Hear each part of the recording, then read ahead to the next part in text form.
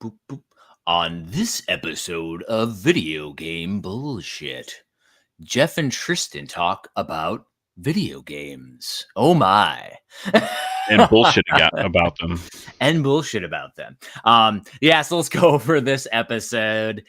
First off, we'll talk about what we've been up to over the last week. Go over a couple games we've been playing, some items in the news, some pickups, talk about our video game bullshit of the week, Tetris Plus, and how we've done with it. Go over the next game for bullshit homework. And then we're going to go over topic of the episode, which is pixel retro aesthetics versus 3D polygonal retro aesthetics. And are they the same thing?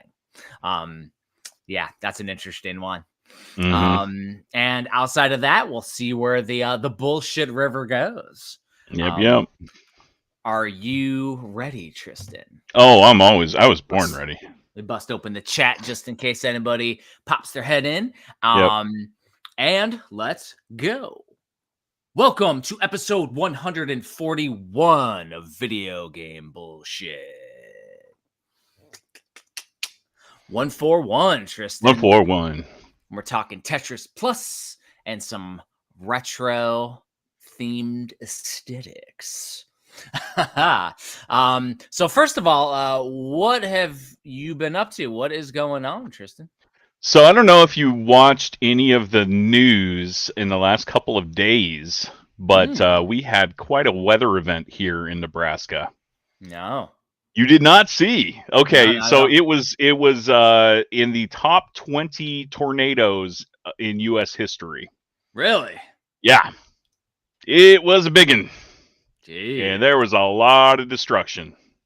Really? Yeah, and there was actually a cell that was south of us coming right toward Papillion, where I live. It didn't touch down in Papillion, but it went over us and then touched down at the airport in Omaha. Jeez, man. Yeah, but like out west, it was half a mile wide. It touched down, and then it went for 50 miles. Wow. Or 5 miles, 50. Yeah, I think it was 50 miles because it was on the ground for like an hour. Jeez. Just raising everything in its path.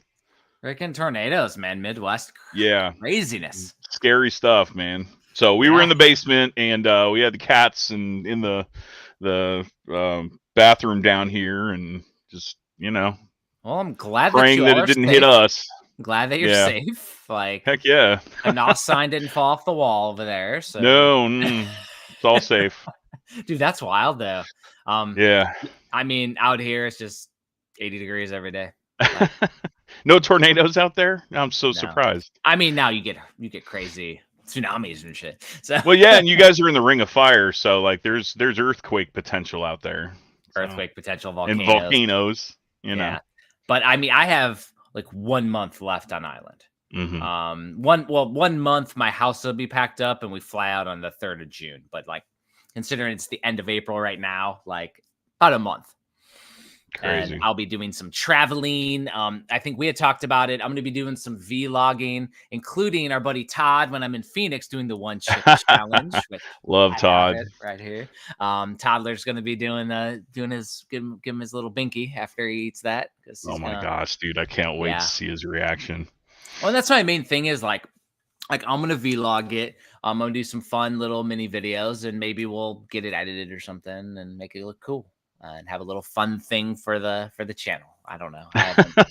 Because I mean, I'm gonna be going to SoCal. I'm gonna, it'll all be quick clips and stuff, but it's not gonna be anything like long. It'll be a short video. Like it'll be fun though. Thinking. So is Todd? Did you say Todd's gonna be at SoCal? Is that where you're meeting up with him? No, Phoenix. Okay. Oh, Phoenix. Okay, gotcha. Yeah, because I'm going from San Diego to LA. And when we're around LA, that's where SoCal is. SoCal Gaming Expo is around there. Then we go to Vegas. And then somewhere between Barstow and the deserts when the drugs begin to kick it. No, we're going to be going to the Grand Canyon from there. The Grand Canyon after that. Grand Canyon to Phoenix. That's where I'll see Todd. And then Phoenix to Tucson/Tombstone. We're going to go actual Tombstone. Cool. And then we're near El Paso at that point. Like it's jog over. about 21 days, 3 weeks of traveling. Should be fun. Oof, that's too much travel, bro. Too much for me. And then I found out that essentially while I'm in training, because I start in processing at my new unit 15 July. So I got some time in between where I get my house, hopefully get my house. We're really low on the housing list, and we're going to be staying on the installation of Fort Bliss. So we'll be like right within, I can like walk to where I'll be training. Yeah. It should be nice. But I have about a month there. And then once I start that training, though, there's a 250-mile radius without me having to do like an emergency leave. So where that becomes complicated is if I'm not in holiday block leave, I can't just go to like a convention for the weekend and just take a flight, even if I'm back Sunday night. So that's going to be complicated. So yeah, it's not like within so many hours. They actually like locked you down to a mile radius. Gotcha. Yeah, and I'm not going to play games with that. No. Now what sucks though is I already got the schedule. Next year spring break is March, not April, and we know April same weekend Game On Expo and Midwest Gaming Classic in the same weekend, and I'm like, I can't go to same weekend? Oh, you didn't even know. Oh, yeah. Why would they do that? Yes. Midwest Gaming and Game On Expo, two of the most fun conventions to go to in the Midwest and on the West Coast. And to make you choose. Gosh dang. Well, I know which one I'm going to because it's closer to me and I can drive to it. So Midwest it is. Sorry, John. Well, I mean, I know Scott's going to go to Game On to support. But that'll be complicated because I know Midwest is huge. It'd be also interesting to see because both of those are major conventions where the Mortal Kombat guys go to. Yeah, so what are they going to choose? Everyone's going to have to choose. But they're from Chicago. Yeah, true. Yeah. So that's an easy jaunt for them. Yeah, so it's like, it's just, that's a unfortunate timing. I know that both convention show runners knew about it, but I think it's unavoidable. Wow. Yeah, so that sucks though. That's the same weekend, but I won't even be able to attend either unless I find some kind of a loophole. Because what I'm tracking is that it's like I can't miss any class unless it's like death in the family, wedding, like emergency type leave situation. Whereas like if I have a 3-day, 4-day weekend, maybe then I'll do it. You know what I mean? Mm-hmm. But that was the first time hearing about this. That sucks. Yeah, that sucks bad. Yeah, it's unfortunate. I know we're already doing a convention exclusive for Game On for premium edition games. I don't know if or what Dan Lucent's going to want to do because he likes to do them as well. But they both have convention exclusives in the same weekend from the same company. That's crazy. That's just crazy to me. Yeah. So what I've been up to since our last recording, and it's been a crazy one, I decided to revitalize and update the Hagen's Alley blog, the old school. Yes. I saw that. And that's not taking the place of the store. It's going to be in conjunction, and they cross-link. So at the top of the store, I have Hagen's Alley books, which is the Doom picture of everybody dead. Doom, I think that was Brutal Doom from Video Game Bullshit. But it's like the blog, and then the blog itself and the side has the store. So they cross-link to each other.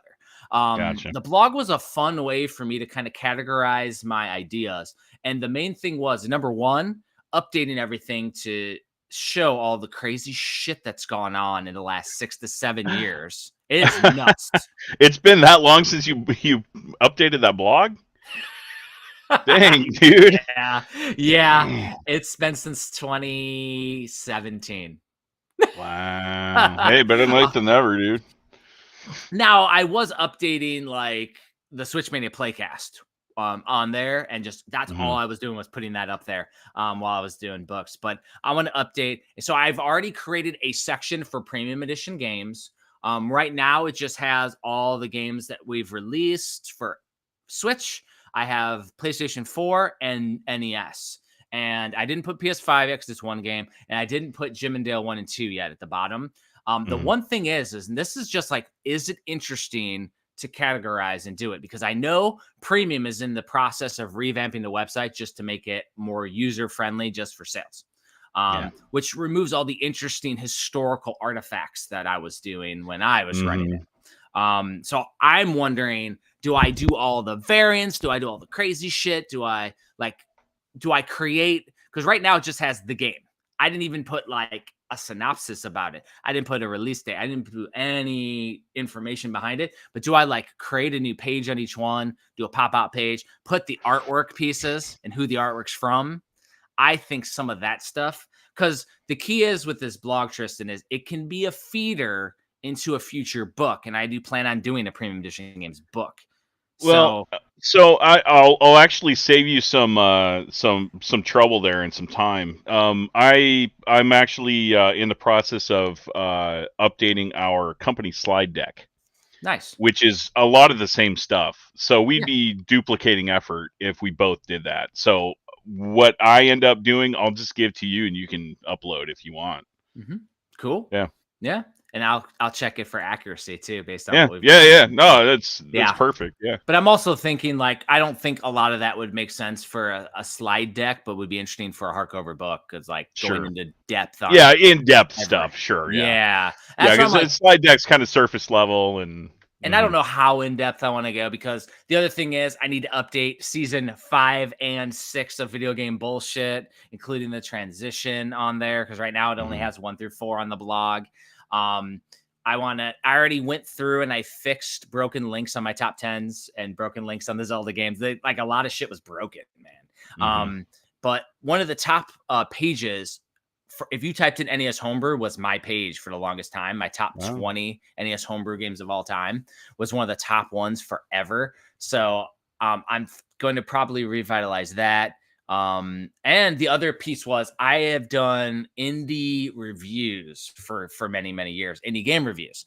And I plan on doing an indie hidden gaming gems book, or an indie gaming gems book in the future. So I feel like doing little mini snippet articles will be a good feeder to that book in the future, because otherwise, man, I'm going to be stuck in the loop of my top 3 book projects I'm already doing, which is Complete Genesis to Complete Turbo, then Switch Collector and Metroidvanias. Like, I'm going to be stuck in that loop, and I got to throw out other little fun projects here and there to keep my creative juices flowing. Otherwise, things get, I don't want things to get mundane and boring, even though I don't think anything we do is mundane or boring. I got to keep things going.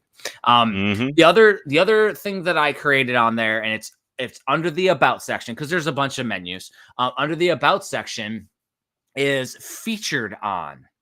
And I did that on Friday. And that's places that I'm featured on, either on Amazon, DVDs and Blu-rays, and TV. And so there's actually about 8 or 9 places. And I have 2 IMDb's that I found. they're both crazy. But a lot of them, the first few years of Midwest Gaming Classic that we did a panel, which 2017 was the first panel. Kyle and I were on Amazon Prime. It's Tales from the Midwest Gaming Classic. So I do panels there. And so Jason and Guy RS actually uploaded it all to IMDb and to Amazon Prime. So we have 4 of those. So multiple different years. So it was like 2017, 2018, 2019, and then 2021. 2020s didn't get uploaded. I don't know what happened to it. But we did one in 2020. 2021, all the way fast forward, was with Sarumaru and JP Switch Mania. And that one was Tales from the MGC. They changed the name of it. There's another one that's called Jason's Arcade Extravaganza. And that one was us doing a premium edition games panel where we showed off Phenotopia and stuff like that. That was the direct unveiling, which was that panel. So that was a 5th one. But outside of that, I was in the Bits of Yesterday, which is a DVD and Blu-ray that was released like in 2018, 2019. Video game box art. And then I found out that I am in Rarity Part 2. That's going to be. Oh, yeah, that's right. You found that out recently that you were. Yeah. I was interviewed like here in Hawaii for that one. But then Rob at Phoenix, he told me the name of what I was interviewed for in Phoenix. And that was N64 Quest, Nintendo 64 Quest. And there's like another like crazy retro one, a retro stories one. And I'll be in season 2 if it gets greenlit, because season 1 is going to premiere in May. And he did say that he'd be interested in coming on for an interview. So I think that'd be pretty cool, because it'll kind of go it'll feed into it. So maybe like in the next week or so, we can get him on and talk to Rob McCullum about that. And then there's another show or so. And then of course HGTV, I was on House in a Hurry. Oh, that's right. Yeah. And some of this shit ain't available anywhere. Like the Tales from the Midwest Gaming Classic, not available. But other stuff's on DVD and Blu-ray. So it's a very interesting thing. So I didn't realize I was featured in that much shit. And then at the very bottom of the page, I put the Classic Tetris World Championships from 2016, where I did the commentary. And underneath it, the Boom Tetris for Jeff meme, because I have to. So that is a crazy, like I went through, I made sure I let, the actual documentary creators and all that know that I made the page. And if they had any input, I gave them all like their name credit and all that. The other thing is that there's a section called interviews, on the blog. And it was like literally everywhere that I did an interview or somebody covered a book and did a book. So there's like one where your book's covered and shit. So I put all those in there, from all over YouTube. That's awesome. Yeah. Yeah. And I was trying to thought about doing that. I was trying to find like a way to embed just the playlist, because there's 180 videos, by the way, now. Over the last years, it's 180. I was just trying to do the playlist, but there's not a clean way to do it. Like the playlist is there, you click it, but it does a video. It doesn't show. I want to see the playlist. I wanted to see the playlist, and you could scroll through. Because I put all the premium directs in there, because we're in there. But the one thing I probably not going to manually list is every unboxing of a premium edition game for a challenge, because that's a lot. That is a lot. But yeah, dude, that shit is fucking crazy, man. Actually reminds me, I never saw it if he did it, but Reggie said that he was going to do a video on Hagen's Alley, both of our books. Interesting. Yeah, that was a couple Portlands ago, so yeah, I don't think that ever happened. I mean, he's done 3 or 4 videos already on different books I've released over the years. Because I was linking videos.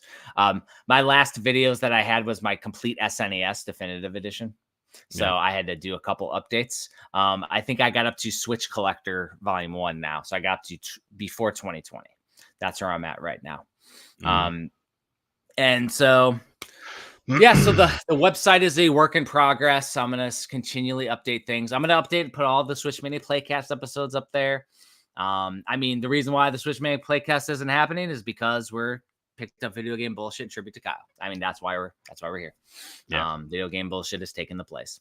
But yeah, it's a wild thing to like categorize everything. And then I'm just keeping everything up to date. And I had a lot of people like engaged in the blog. I didn't realize I had that many subscribers too. There's a lot of subscribers to the blog. So I was like, I'll keep it going and update every once in a while. Not going to update it a lot, just every once in a while, get a hair at my ass. So post an update. And of course, the new VGBS will go up on the blog instead of on the store page, which makes a lot more sense. And then just cross links and cross, posts. And I can do backer updates on the blog instead of lost on freaking Kickstarter. Like I'll just post a link on the Kickstarter update. Also, yesterday I shipped out 50 copies of Black Box Challenge, the book.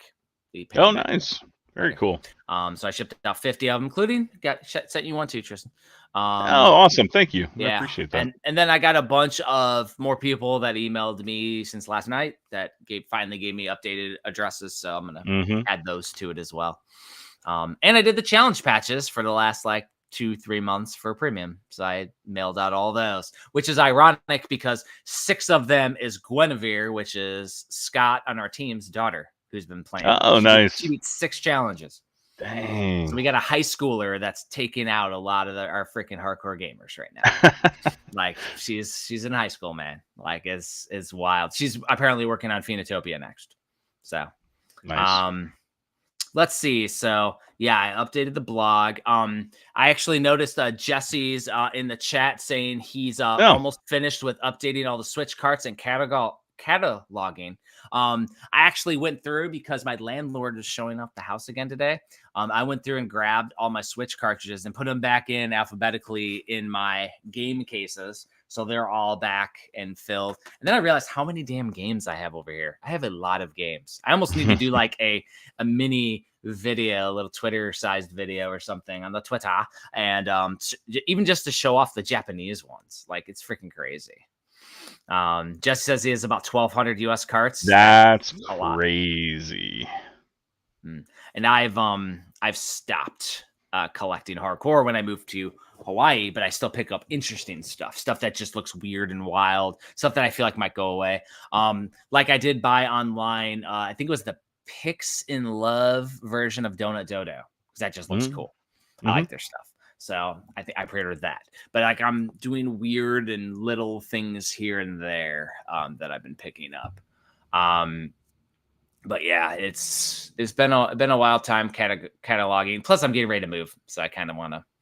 Exactly. Yeah. Hopefully, no new freaking games. And Donut Dodo was a game that we almost signed with Premium.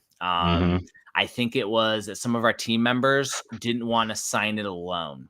I loved the damn game. The game's addicting as hell. It's like Donkey Kong on steroids. It's like real easy to get into, really hard to master, and it's so fun and good. Like I was like, I love this game. The team though wanted to sign it with like another game or two or something, and I was like, okay. And so we passed, and Pix and Love apparently picked it up, and I'm gonna buy a copy of it because I loved the game. So yeah, I still enjoy what I like. So it's kind of that's kind of how I feel about us missing out on Oregon Trail. We almost did that one, and someone else picked it up, but I'm still gonna pick it up. Oh yeah, the Oregon Trail, because there is a game called not Oregon Trail. There is zombies. A game. I know. There is a game called the Oregon Trail, and it's cool as hell. It's fucking good. Oregon, the state trail. And Jesse's correct. There's two other good games that they've done called Galacticon and Murtop. And I think that's where our team was trying to push into, and then probably Pixel was like, no, dude, we'll do Donut Dodo by itself, which that's always my opinion, is a good game is a good game. I would rather release games, especially from an artistic creation standpoint. I'd rather do individual releases. Way more fun to do it that way. But just putting it as a multi-cart and saying the arcade multi-cart, it loses its luster. And then we're like with a collection that we have to market and explain to people. Whereas Donut Dodo, I mean, then you just got to talk about the game itself. That's a me thing. I'll always recommend that we do individual titles. Let's see. We want to do some pickups? Yeah, sure. I got some weird ones. Yeah, so you have more than me. You go ahead and go first. I think I went first last time anyway. Yeah. So first of all is I got some stuff from Temu. And that right there is a wooden arcade games bar sign. Cool. As you can tell, it's the 8.5 size that's the size of the book, 8.5 wide. So that's like a decent sized little arcade thing. I also got another one of these guys, a little Korok. That's awesome. Because I already had this one that I got from the last Temu. So now I got two. Nice. Now this one though, unfortunately, got damaged. Unfortunate, but any like moves forward a little bit, so he's hard to like set up. And then another thing that I got, a little Legend of Zelda bracelet. There you go. It was loose, so I actually had to crimp it together, but it's high quality. It's the same stuff that you find in all those loot boxes, and it was all these items are like $1. So I gotta look at Temu. And then I got one more thing that's right here in my lap that I'm not going to show until after we review our game, because it actually leads into the next game for Bullshit Homework. Okay. And I'm intrigued. Excited. My daughter's excited. Before I get to the next set, what do you got? So I was only going to show off the game that I got. But I might as well show this too. So, Heck like, yeah. one of my saved searches on eBay is, I mean, you can probably guess I'm always after NOS merch. So, somebody had like these actually go on like like Nice. the windows or the doors that you would see in gas stations. They had like 7 of these stickers, so I bought them. They were like $2 a piece. I need to make you a Wilford Brimley T-shirt with NOS that says diabetes. Well, hey, I haven't drank a NOS in like it's probably been like a month and a half. No, So since Game On. That's so Since much Game sugar, On, that's the last NOS that I drank. So much sugar. I know, dude. Yeah, so I'm on Ghost. I'm on Prime. Hey, I had coffee earlier, which this is another one of those like the skate deck. It's the Thriller Gorilla, but I had awesome. I had tequila rose in here, so. So not only did I get these NOS stickers, they threw in some monster stickers for me too. Ooh, dirty monsters! Yeah, I don't like the taste of it. It's so gross. I like all the different color sugar-free ones. I don't like regular Monster. I can tolerate like the strawberry one and the white one. I like both the of those strawberry, are the decent. white, and then the green paradise one. I don't know if I've tried that, but the blue one is just weird. Nah, blue one's it's like terrible. Chemical tasting. And I don't really like the mango ones or all the weird ones. Yeah, no. But yeah, the green paradise one. I had my second to 4 commanders. He used to he would have them all under his fucking desk. Like he had tons Are you serious? Green, like every single one? Like every other day, it would be like empty cans of green monsters, and it was the paradise ones, not the original, the sugar. I don't know if we ever talked about this, but like, I mean, like, dude, I could be on a freaking energy drink podcast if I wanted to. Like, but like, Deployed. Did you guys ever have Rippets? Of course, the little mini. Okay, Rippets. Yeah, absolutely. Yeah. And then I remember I felt so fancy because you had the lemon lime Rippets and the red Rippets, but then they came out with the dark red can, the fancy can. That was like the second iteration of the. You felt like a fucking big. My favorite was the blue Rippets, and they were like tiny, like half-size cans. Tiny cans. That's how like energy drinks should be in the first place. Yeah. Like, why don't they come in tiny cans? That's all you need. Well, that's what Red Bull does still. Well, yeah, but it's skinny. But I'd rather see like the little short, stumpy, like, and they 12 ounce? They still have Rippets. 8 ounce. Still have Rippets out there, but it's in your 8 ounce can now. Yeah. It ain't the same. It ain't the same. That's a bummer. Scott that's too bad. I missed that, dude. We used to go to the chow hall and just like dump like all these as many Rippets as you could like fit in your backpack and like stock the fridge at work. I mean, holy crap. It's a good thing we were doing sugar free though, because diabetes. I was dude. not. I was. You not weren't. Oh no. No. I like those sugar free blue Rippets. No, I would just hit the gym up like every day for hours. 8 hours to run off those Rippets. I was doing some kind of like Spartan 300 type of exercise, and it was like had these pulleys and all this crazy shit. And and it's awesome. Like the only place that I've ever seen Rippets before, like for sale, is Dollar Tree, which I think is just awesome. Yeah. So it's like the cheapest energy drink that they could find us and like supply to the troops, Screw our dollar store drinks, man. Yeah. Classics. You got the American military ran on Rippets for a while there. Still do. So anyway, now that I'm off on that tangent, we'll get back to the game that I actually got. So I got this. I don't remember when I ordered this. It wasn't available too long ago, but they've been doing re-releases of Nuon games, and I'm talking about Songbird. And their latest one is Tempest 3000. Oh yes, nice. Which is kind of a cool thing, and I mean, it's obviously really niche because it's Nuon. Who has a Nuon unless you like get one on purpose? Oh yeah, but I got one on purpose, right? Mm-hmm. But like these games are really expensive now if you actually get them for the Nuon, like original releases. So Songbird's actually doing a service, and that leads to like a small question. I get it's not like a full topic, but I'm interested because it's been done in the past where like Mega Man 2 was re-released on NES, and then Mega Man X was re-released on SNES, and then like Street Fighter 2 and the R-Type collection, and it goes on and on. What would you like to see re-released? Like, and it can be obscure. And first and foremost, anything that's out there that was available retail NTSC, I fucking hate the re-releases. Yeah. And including what they do for the Turbo graphics with all the reproductions that look identical. Oh yeah, I'm not all about. I've always hated that company. PCE Works is what they're called. I don't like that company. However, some of the stuff they do, I do like. Such as doing things that were never released in an official capacity. So that's what I would like to see. In the similar vein to where you show Mega Man 2 around that similar time with the R-Type, they did Holy Diver. They did do. So that was a good release. That's what I want to see, is more Famicom only in an NES format. And like professionally done, because we had some dudes in Nintendo age, and you collect these that did them all in the black box style. So you'd have Hot Man, you'd have all these different types of games, Galaxian, all these things that look like the NES black box, but they look very homebrewy.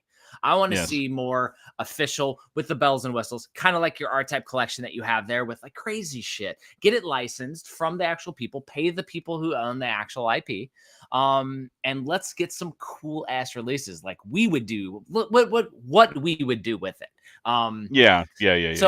So the games that I would like to see would be ones that we never got here in the US for NES, Super Nintendo, Sega Genesis, the Mega Drive.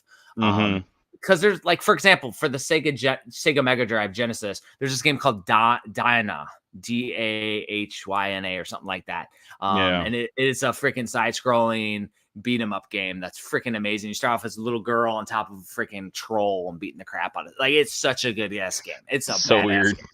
But like that getting an NTSC release would be cool. Talking about like games for the Famicom, like a Goonies one that never. Yeah, Goonies one would be a good one. And then what's that one that's like SOS? And it's like a Konami characters that Serpentrion as well. That was on Super Nintendo. SOS? No, not that one. That's a cool one too. I gotta look it up real quick. But yeah, that is a good one. And then you got Wag Yan Land, which are a bunch of 3D platformers.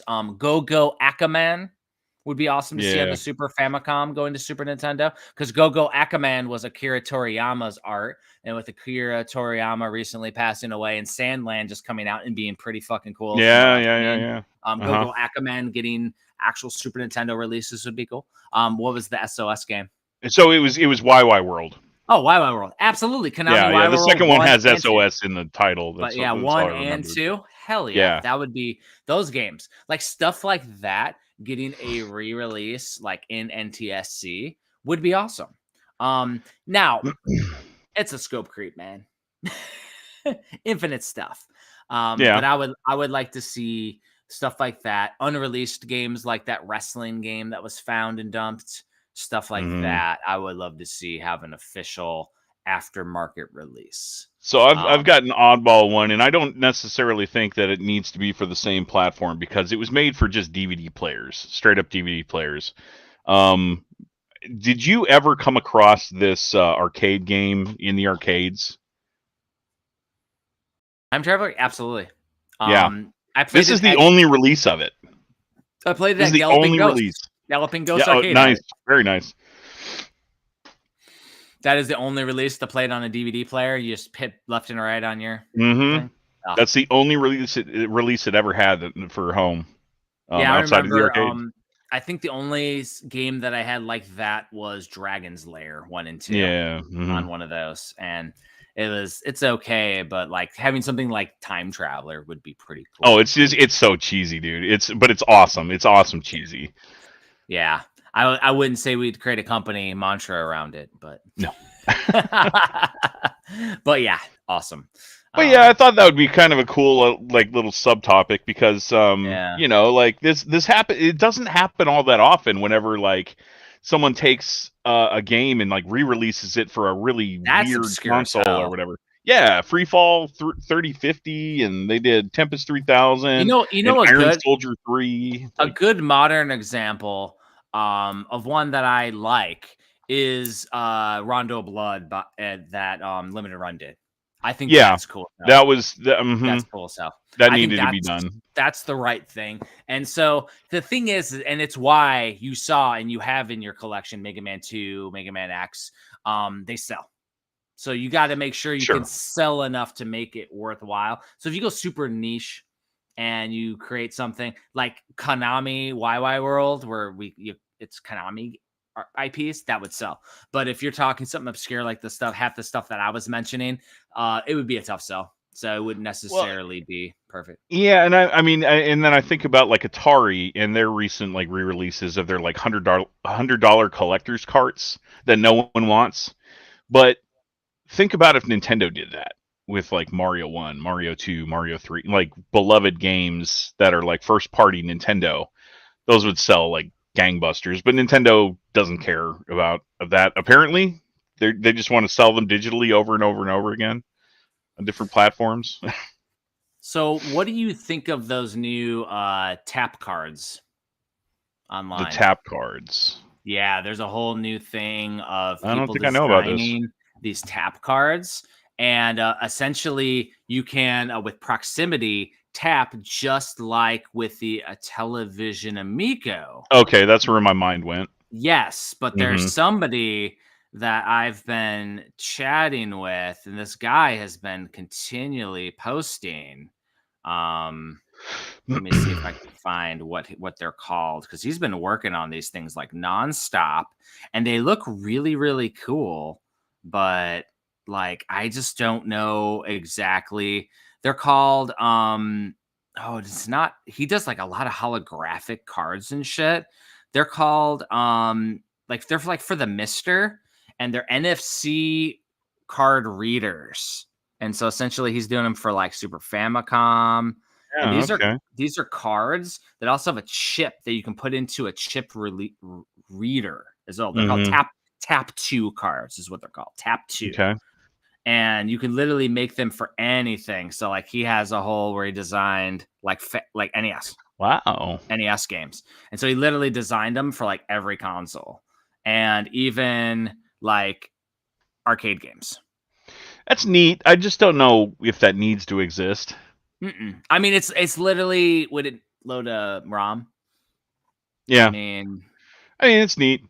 Yeah, it's neat. I mean, that just looks so cool. It's like Final Fantasy. Yeah, the holographic. That's cool. Yeah, the dude does a lot of holographic. I was chatting with him because I'm like, he makes cool holographic stuff.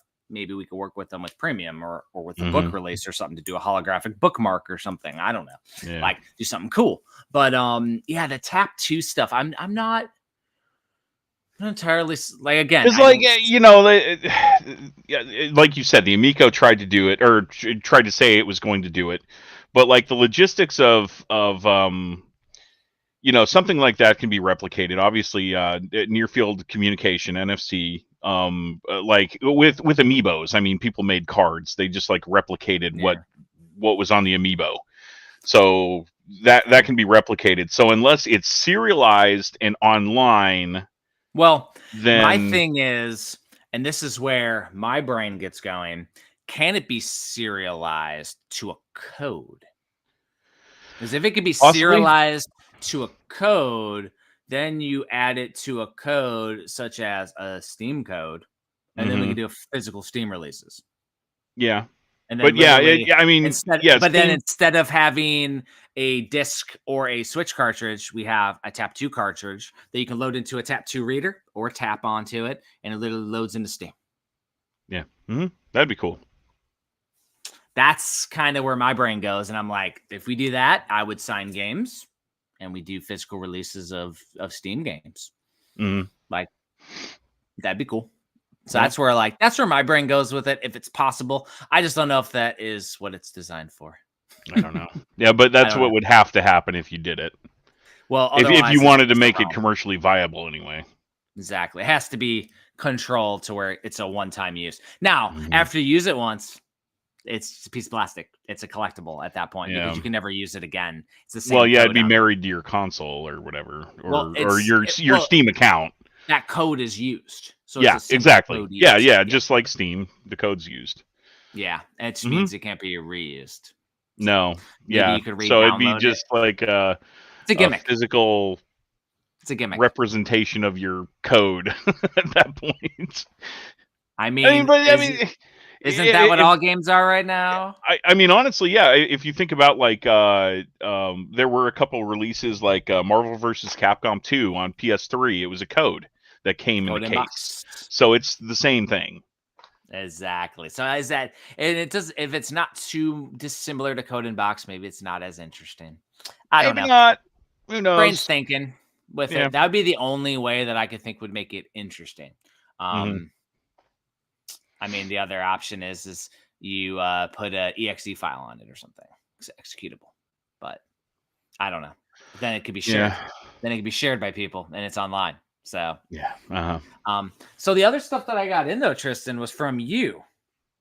Oh, me? What did I send? I must have blacked out or something. Yeah, you blacked out and sent me the homebrews that we talked about before.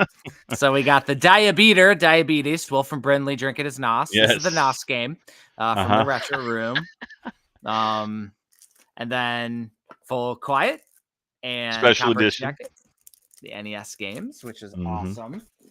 And then the other ones, which are really cool, are the NGC exclusives from the year, which are the ones that I was interested in, which includes Beast Ball on the Sega Genesis, Professor Moriarty, which is a platformer on the Jaguar, and of course, Wonderling DX that we did. I designed the actual art on it, which I feel like this art's better than our retail art, by the way. I agree. Well, I didn't design the retail art. I designed this one. Yeah. So, I mean, this is just me being me. Now, where I think it's cool, which is what I love, is that we get these awesome ass coins. Yeah. The coins that they do. I think you got me 167 of 200, 108, and 84. These two are cool, but this considering that we have a Cathedral one and now a Wonderling one of our game. Yeah. I'm gonna pick those up every single year, man. Every single year. I at least want what Premium does. Absolutely. Because I couldn't make it this year. I'm like, I want to support everything that Dan and the team do. So I got the unique ones from this year. Last year there was like 8, so there was no way. But I at least wanted all the stuff. And then the other thing that came with Wonderling off camera is the plushie, which I feel like is dope. That's awesome. Premium. It's so well made. Mine's up there. First plushie that we've done. We designed this so we can do plushies for premium edition games now. Super freaking cool. I think it's cute as hell. Oh yeah, it's awesome. Yeah, this thing is perfect. Actually, that's one of the games where I was surprised it didn't do better, but I kind of understand because I mean I loved freaking Wonderling, and we played the original Wonderling on the Switch Mania Playcast, and we played the hell out of it and beat it and 100%ed it, and then that ended up being a game where when JP was on the team, he said that is his white whale. He wants to sign it no matter what. And so we signed it as Wonderling DX. Unfortunately, had a tie to the completionist. Oh, really? Yes. His one of his contributors, Alex Fasciano, did all the jokes in the game. And so they had covered it right before it went live. But this was before all the drama, so it should have helped. Yeah, of course. Yeah, whatever. But the game's fun as hell. It's a pixel platforming timing game. It's really and to really be fair fun. to the completionist, it looks bad, but everyone deserves their day in court. So yeah, we'll see what shakes out. Exactly. But yeah, that's the fun stuff though. Was with Wonderling though, which I actually have over here is the Game On exclusive and I have to get mine on eBay. They both have.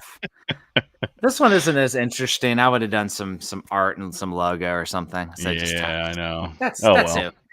I mean, let us design it, right, Tristan? Let the design. That's right. I did the back of that Rain on Your Parade. It's not like it was that hard, but You put 2 logos on. exactly. I did that. Yeah. Team effort. But it's still fun as hell to do. That's the thing. We work on a lot of shit as a tandem, as a team. Yeah. Yeah, we're ordering a lot of stuff right now. I know Wife Quest should be done like soon. I don't want to toot our horn or anything, but Jeff and I have a pretty good eye whenever it comes to this stuff. Yeah. Well, I mean, we ordered Wife Quest like months ago, so that shit should already been shipped out, but we were waiting on an item to show her. I think there was a back and forth on something. I can't remember because I'm removed from the production side now. I just do all the design, but we've finished multiple games now that are in production. I know Anachart and Lonesome Village are in production, like currently back and forth with Nintendo. So like it's like we're pushing forward. The only stuff that we're stuck on is Super Dungeon Maker and Camp Sunshine from the Sunshine which Anthology. Is out of our hands. We're waiting on developers on both those pieces.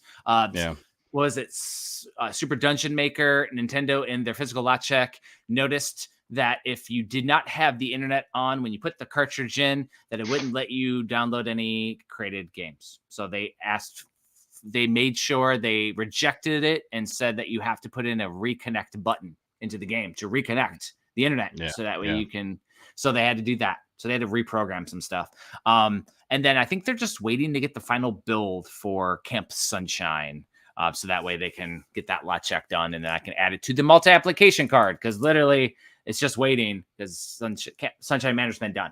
Sunshine Manor was done a long time ago. All I got to do is drag it on to the Mac, the multi-application card. We're good to go. So, and our design stuff's all already ready to go. So, yeah. And then on the other side, we're waiting on Sony to give us the green light. Like literally all the art is done, ready to submit. Everything's been done. Waiting on Sony. It's been like a damn year. We've been waiting on Sony for months.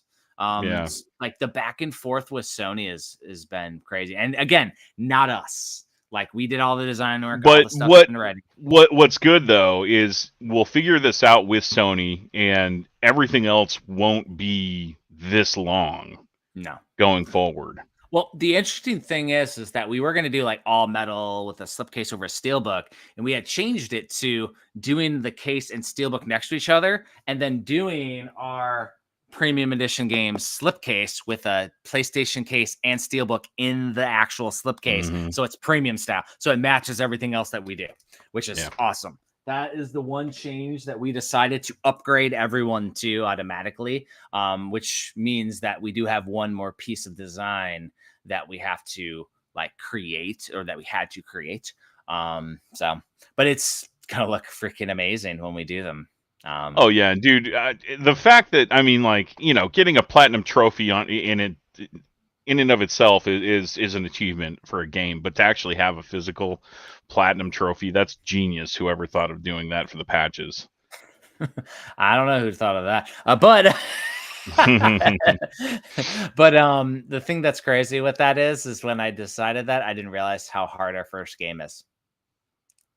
It's number 3. True. That's very true. Yeah. What's the percentage on that? 2 to 3% of all gamers have gotten the platinum on Phoenotopia Awakening.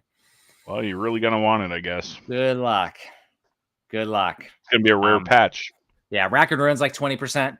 And then Music Eraser is like easy, but we have to have more people play it to do that one. Because that one's like you can use your own music. So there's no real like story mode, but it's just like a never ending fun game. So yeah, that one's just a grind.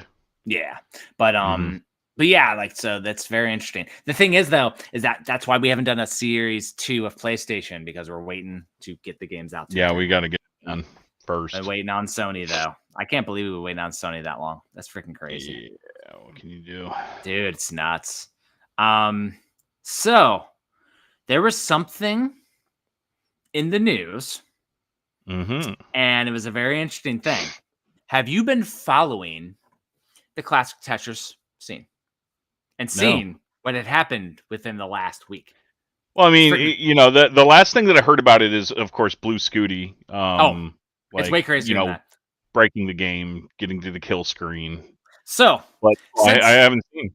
So since that happened, Game On happened and all that stuff, right? Mhm. Blue Scooty's score was about 4 to 6 million points.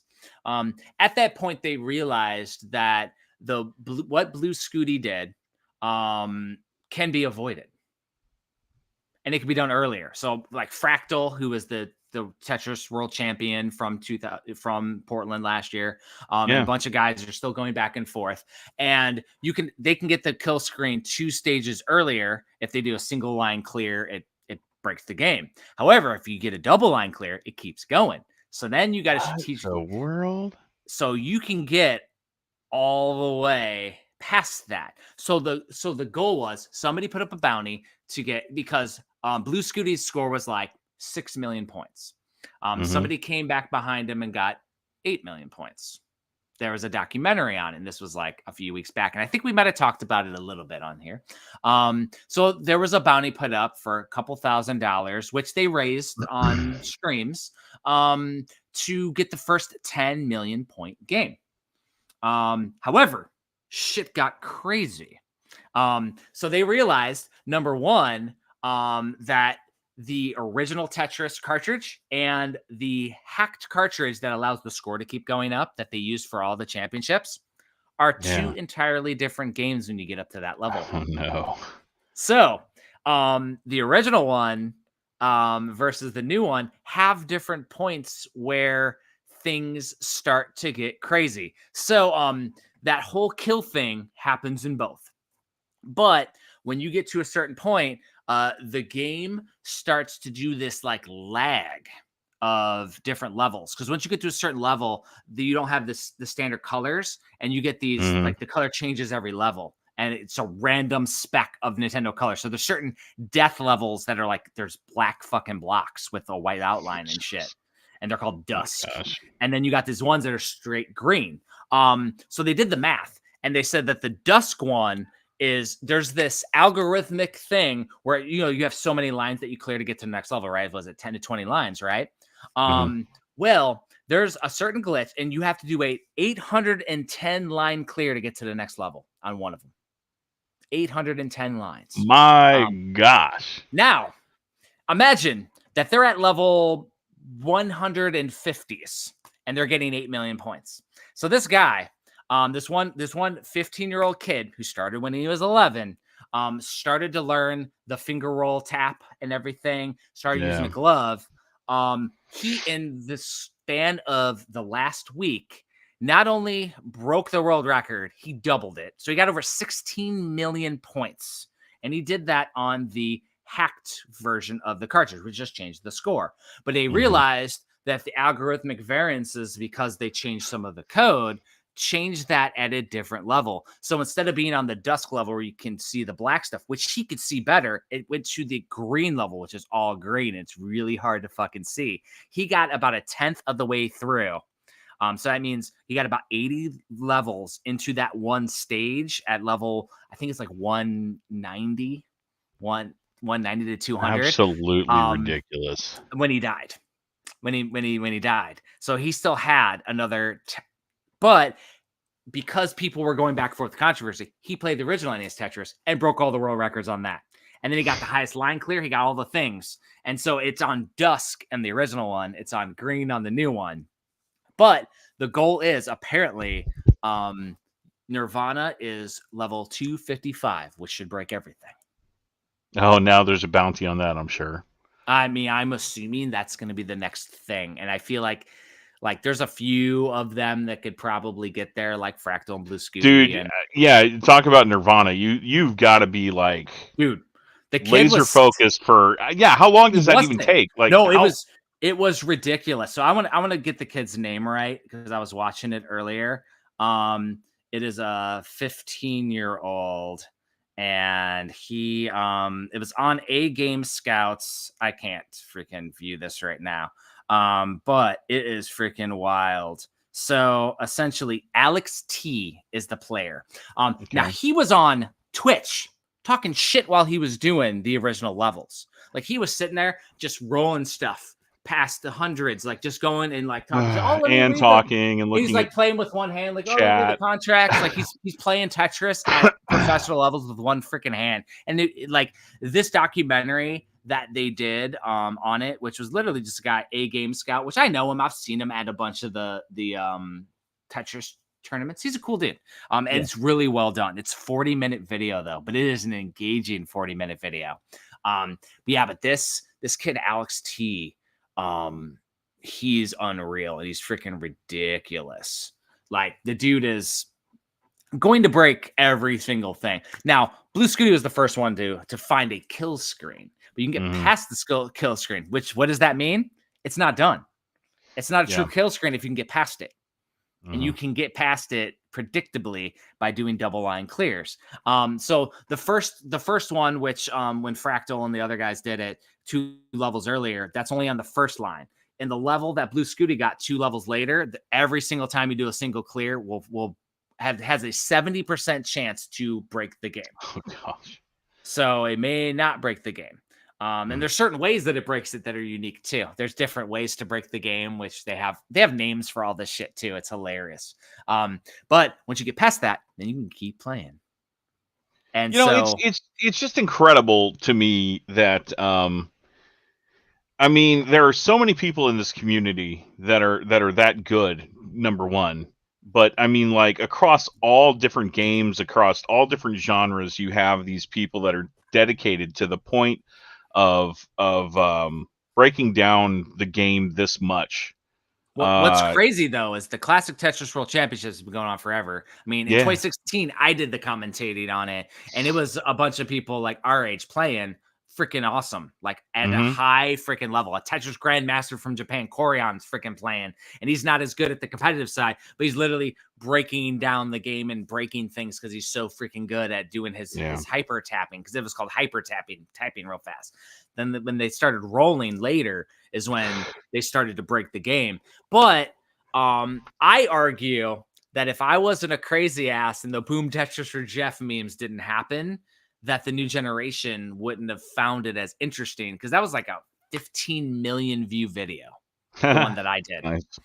And so that got them noticed by ESPN. It got them up to the next level. And then this whole young generation got excited about doing it. It was Joseph Saley was like the first generation. And now you got the really like the current generation that are playing it.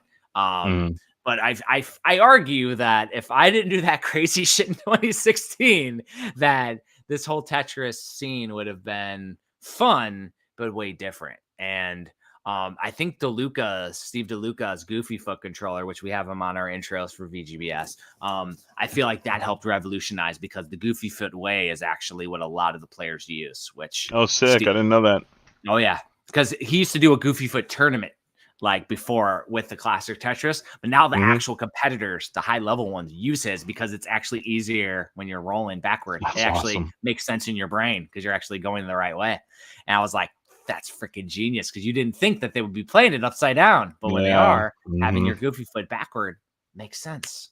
Dude, it's so cool. The only reason why I'm joking about it, but not really, is because a few years ago I went to a convention in Waco, Texas with our guy Frank, and we did a convention, and the younger generation of the world champions were there, and they were geeking out because I was there.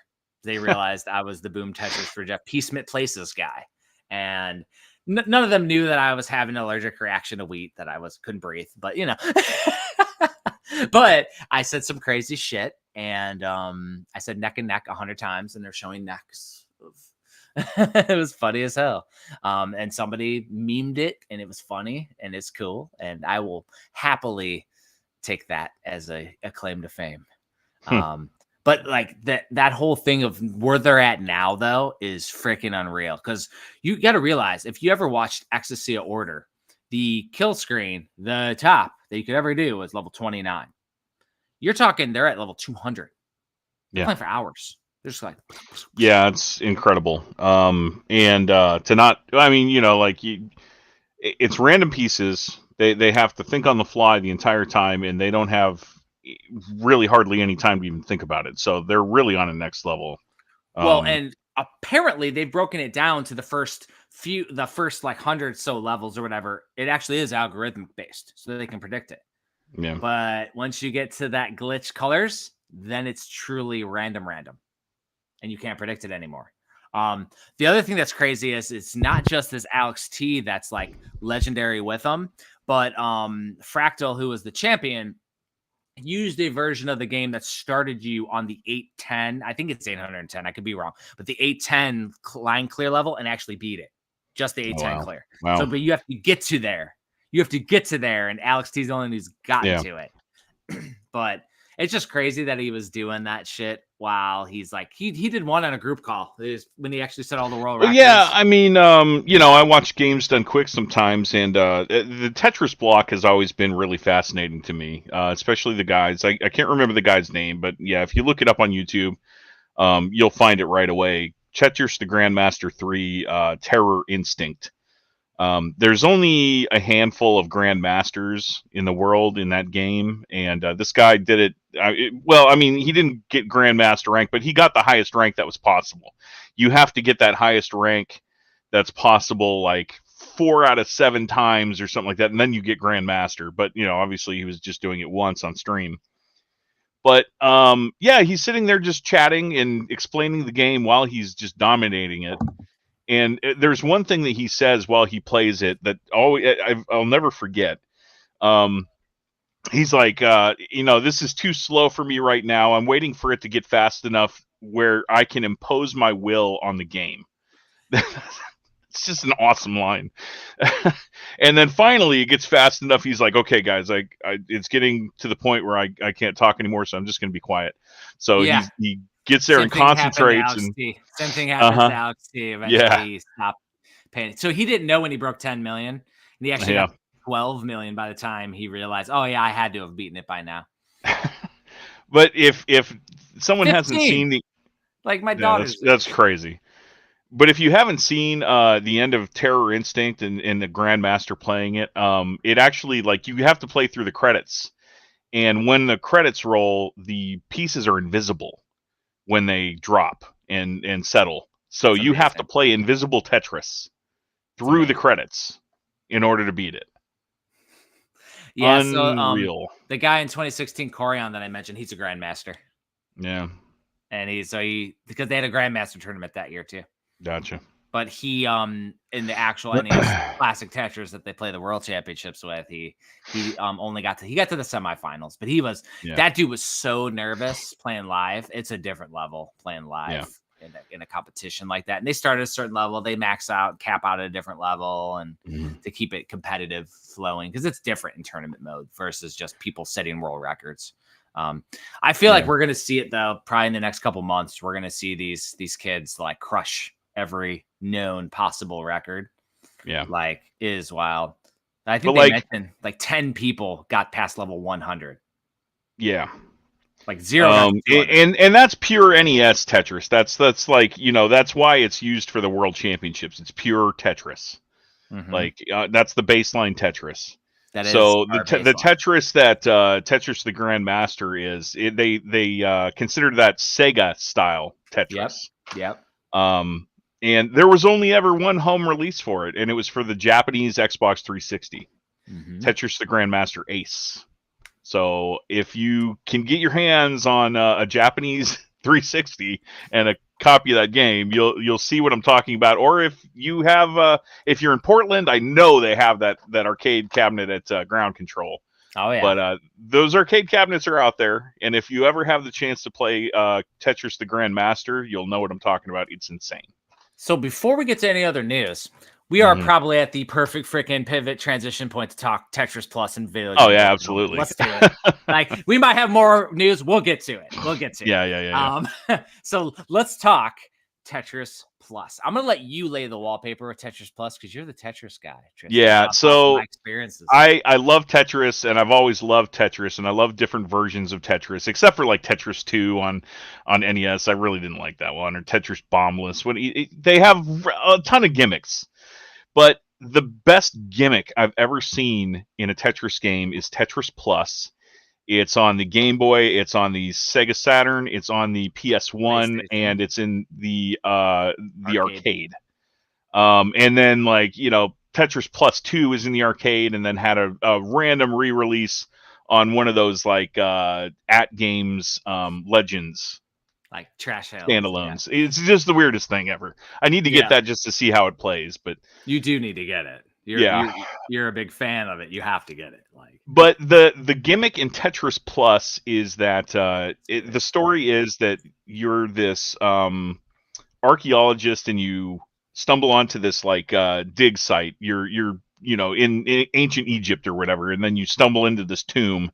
You fall down into this chamber, and you're looking for the treasure. Well, you're trying to help the archaeologist find the treasure, and that's by getting him to the bottom of the Tetris playfield.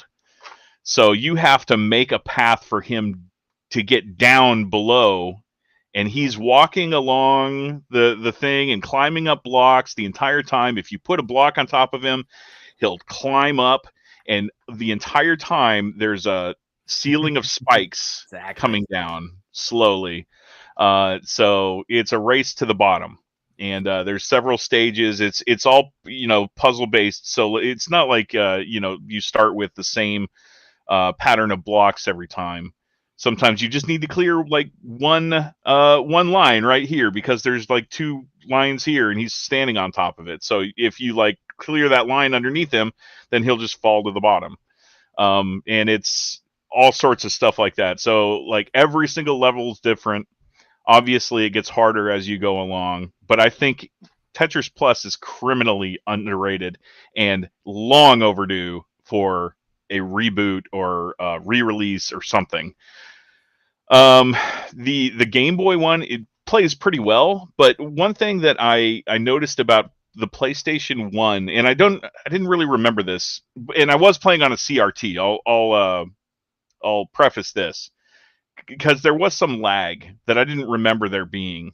You push over on the D-pad, and I mean there's a noticeable lag for when you actually it's I don't know, it's hard to explain, but if you play the game you'll know what I'm talking about. You have to hold down the button a little bit longer than you think you would need to for it to start moving. Does that make sense? Yeah, I didn't notice that when I was playing. Okay. Yeah. And I don't know if that's just the PlayStation 1 version or the Saturn version, but it's just it's not as responsive as you want it to be. It's a little bit gummy, but it the game is so good that I forgive it. Which is why I think it needs a re-release, honestly. Interesting. Yeah. So what was your experience with it? So first and foremost, I have no systems here, so I had to find that's right. That's right. Yeah. No, did you play it on MAME? It was a very fun experience. So I looked at because I have my Steam Deck and I have Coin Ops 3 on the Steam Deck, which is a curated version to play on Steam Deck of a bunch of arcade games.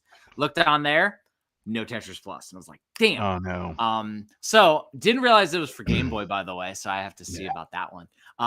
But then I went and looked on my Analog Pocket to see if they did an FPGA version of Tetris Plus. Does not exist yet. So it's like, damn. So I went and downloaded the PS1 version and loaded it through EmuDeck. But I haven't updated EmuDeck for a while, so I was sitting there updating all the emulators in EmuDeck and all. Man, I really picked a good one for you. Yeah. So DuckStation was the emulator that it had to update. So I had to update the program itself, EmuDeck, then the emulators, then add the game, and it does all the artwork. And then it took about a minute or so for the actual new PSX, because it's PSX, not PS1, according to the emulators. The PSX emulator to recognize the Steam controller itself that's connected to the Steam Deck. So I was sitting there and it wasn't working, and all of a sudden it went boom, and I was like, oh, perfect. So now it's working. Yeah. Here's the thing that was interesting though. It automatically integrated with retro achievements. I don't know if you've ever heard of retro achievements. Oh, cool. Yeah, no, I have. That's awesome. And so as I was playing, I was getting achievements. That's awesome. while I was playing the game, which was a very nice surprise. Here's the thing, though. I freaking suck at the puzzle mode, but it was fun. It was really cool. I think I played like 4, 5, 6 levels. I got to one where it did like this pyramid thing, and I just wasn't fast enough, and I kept dying. But like there was one where there was like a line in the middle, and you had to like kill the line so you could drop it down and build a little hole from. There's a whole lot of lateral thinking in that game, which I really appreciate too, because it's not just brute force Tetris, right? I mean, you really have to think about your next moves and not put the archaeologist in danger while you're doing it. Now, I want to say that there is a game for the Super Famicom that is very similar, but you play as a baby. Like there's a baby doing stuff, and you move blocks to break the blocks so the baby doesn't fall and get hurt. It's not Tetris at all, but it's like there's tons of blocks and stuff, and you gotta get the baby to the door. Something like that. And I'm thinking it's Super Famicom. I'll have to find out eventually, and I'll bring it up on a future episode if I find the actual game. But it was similar. Like you have the wandering baby, just like you have the wandering explorer. Archaeologist, just like I call him the professor, but I don't even think he's a professor. He just I don't know. And that way, like in Mario and Wario, you have the wandering Mario with the pot on his head, and then you gotta clear the places. Like so, it's like one of those auto, like Lemmings, auto scroller. You had to clear things to not kill them. It's a very interesting thing. But this one, you get to play Tetris, which is really it's fun as hell. I am definitely not a world champion level Tetris player, nor does this game require you to be, though. It's a very low bar of entry for this game. Definitely recommended for those that want to casually play. Didn't know about the Game Boy. Is it Game Boy Color or is it Game Boy? No, it's just straight up Game Boy. Original Game Boy. That'd be very interesting to see how that plays. And you know what? You bring something up that I never really consciously thought about. It's an entry level Tetris game. Because it doesn't speed up. It's always methodical.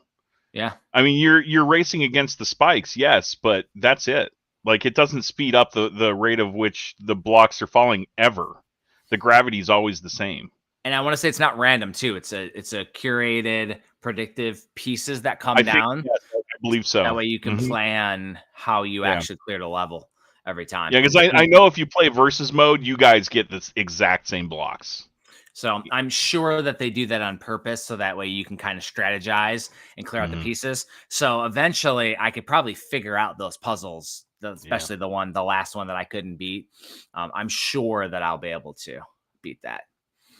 But let's see. Let's go for a grade. What is your grade for it? We have to give our bullshit. I'm biased, man. It's a solid A for me, dude. Solid A title. Absolutely. Nice. So if it was only the Tetris Plus original version, I would probably be at about a C. But there's other modes. There's classic Tetris mode in there. So it's a B plus, man. It's a B plus for me. It's awesome. I love it. Because you get all the other modes too in there. I only played the Tetris Plus mode where you're moving the professor. I'll say the professor. But yeah, like 100%.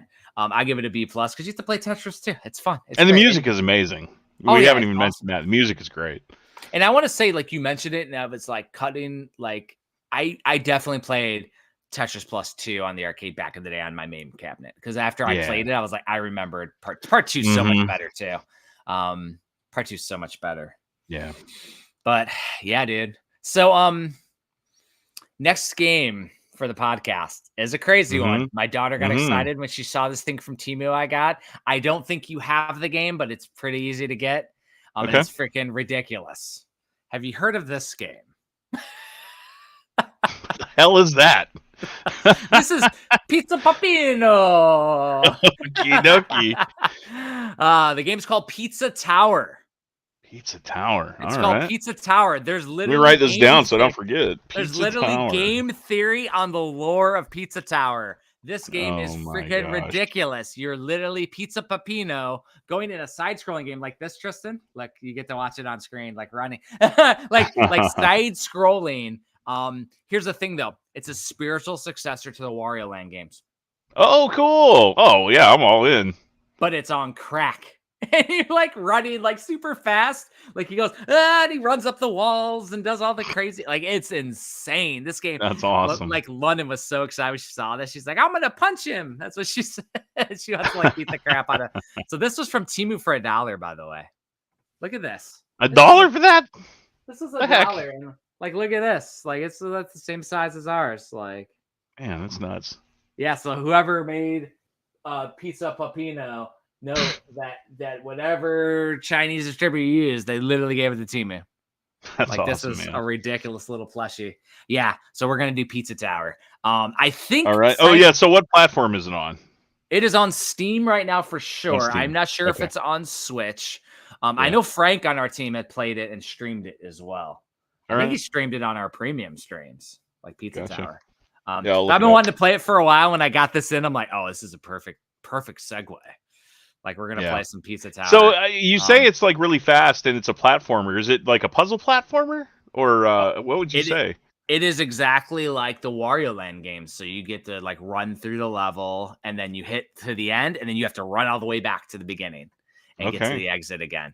I'm gonna look it up on Steam real quick just to see the price for you.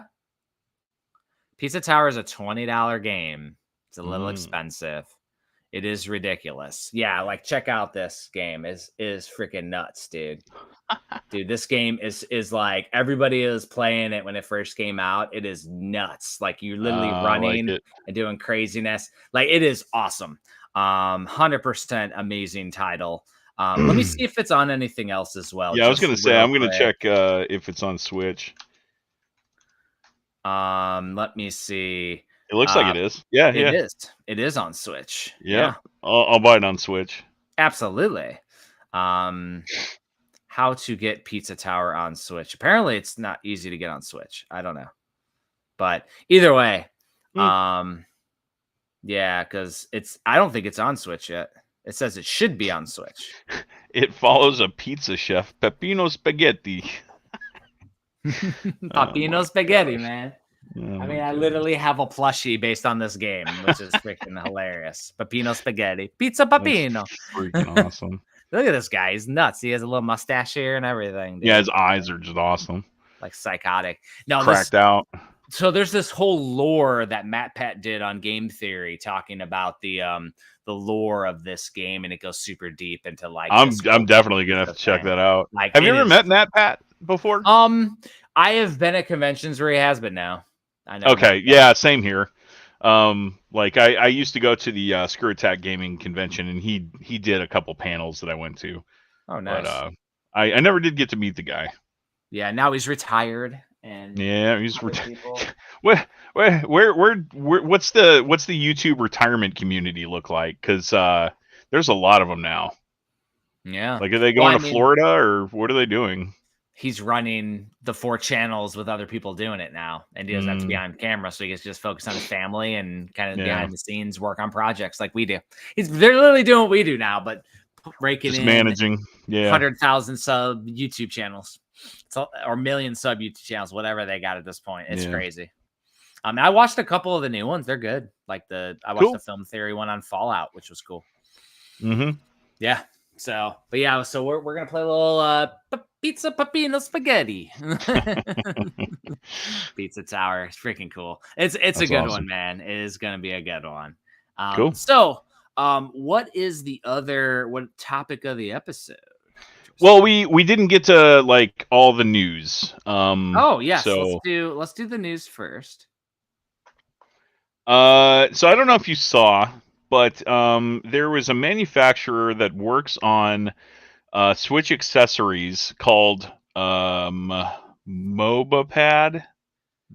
Yeah, MobaPad. And who knows if this is reputable or not, but MobaPad actually does like Switch accessories, right? And on their official website, it says that they have some inside insights into the Nintendo Switch 2. Huh. And this is what to expect. So why would Nintendo let them do this? Who knows? Who knows how much? But whatever. There's always Switch 2 rumors. So huge grain of salt, people. Huge grain of salt. Big old boulder of salt. And why is there a boulder of salt? Because I literally have access to the third-party portal, and there's nothing on there. Yeah, I checked within the last week. This is what they're saying. What they're saying is that it'll continue to support existing Joy-Cons and the Pro Controller, but have updated dual-axis linear motors for HD Rumble or something like that with the new Joy-Cons. Cartridge-slotted Switch 2 will support backward compatibility with the physical Switch game cartridges, ensuring compatibility with players' existing game libraries, including digital versions. But the second-generation cartridges may not be compatible with the first-generation console. That makes sense. With the 3DS and 2DS, they just made that notch thing. Yeah, they'll do a notch like they did with 3DS. Mm-hmm. Yeah, that's easy. Put it in the Switch. Yeah. Easy. The new version of the Joy-Con has a larger volume and sliding rail structure has been changed to a electromagnetic suction to keep it in place instead of the rails. Yeah, that's what the Lenovo Legion Go has. It has this little. Oh, really? It's magnet. Oh, cool. I didn't know that. Yeah, it's somewhat. It doesn't. It's not necessarily a suction though. That's interesting. Yeah, they're calling it electromagnetic suction technology. Yeah, I don't think that's what the Lenovo does, but it's definitely a rail, but it's not. Yeah, I mean, neodymium or neodymium or whatever the crap it's pronounced. Magnets are very strong. But if you wiggle them around or whatever, you can break them loose. So I can see how Nintendo, very smart, if they end up doing this electromagnet, because that will keep them in place unless you turn it off, and then you can, you know what I mean? Mm-hmm. And then the dock will support 4K resolution. The screen will be upgraded to an 8-inch display supporting 1080p resolution. And I think that's it. I think those are the highlights. So nothing groundbreaking except just upgrades, hardware upgrades. So how many inch screen? 8-inch screen. 8-inch screen. So the Lenovo Legion Go that I have is an 8.8-inch screen. So it's already bigger than that. And it's a 2560 by 1600 pixel resolution. So it is native 1600p with a refresh rate of 144 hertz for the Lenovo Legion Go. So I hope that they're incorrect, that they're going to release a new system that they haven't even announced that's going to be lesser specs than something that's already on the market. Well, I mean, just like the Switch here, this is 720p, undocked. Docked, it's 1080. It's HD, but it's not 4K. Apparently, docked, it's going to be 4K, and then 1080p just undocked. Now, so I can see them doing it. My thing is too, I personally don't care. I will still enjoy it because I'm not a graphics person. I don't necessarily need the best graphics on everything as long as the gameplay works great, as long as all the tech works. Bring back a damn D-pad on the left Joy-Con, please. Yes. So I don't have to buy aftermarket ones. I want D-pads. Lenovo Legion Go has it. My Steam Deck has it. I want it on my Nintendo cartridge. I want a classic Nintendo D-pad too, not some bullshit new one. I want the classic. I want the Super Nintendo style. With keeping costs low with a new console, I can see them going back to an LCD screen, albeit bigger. And better be LED screen. Yeah, we'll see. I don't think it's going to be an OLED. Better be an OLED. Not out the gate. Better be an OLED screen. I hope so. Well, Steam Deck went to OLED. Everything's going to OLED. It would be a miss. It's Nintendo. They have a Switch OLED though, so. Yeah, but that was a step up. They need a reason to get people to buy a new console, and that would be a pretty. So everybody is pretty certain that it's sticking to this Switch dock undocked thing. That is Yeah. the future. I mean, dude, if they go away from that, they'd be stupid. It works so well right now.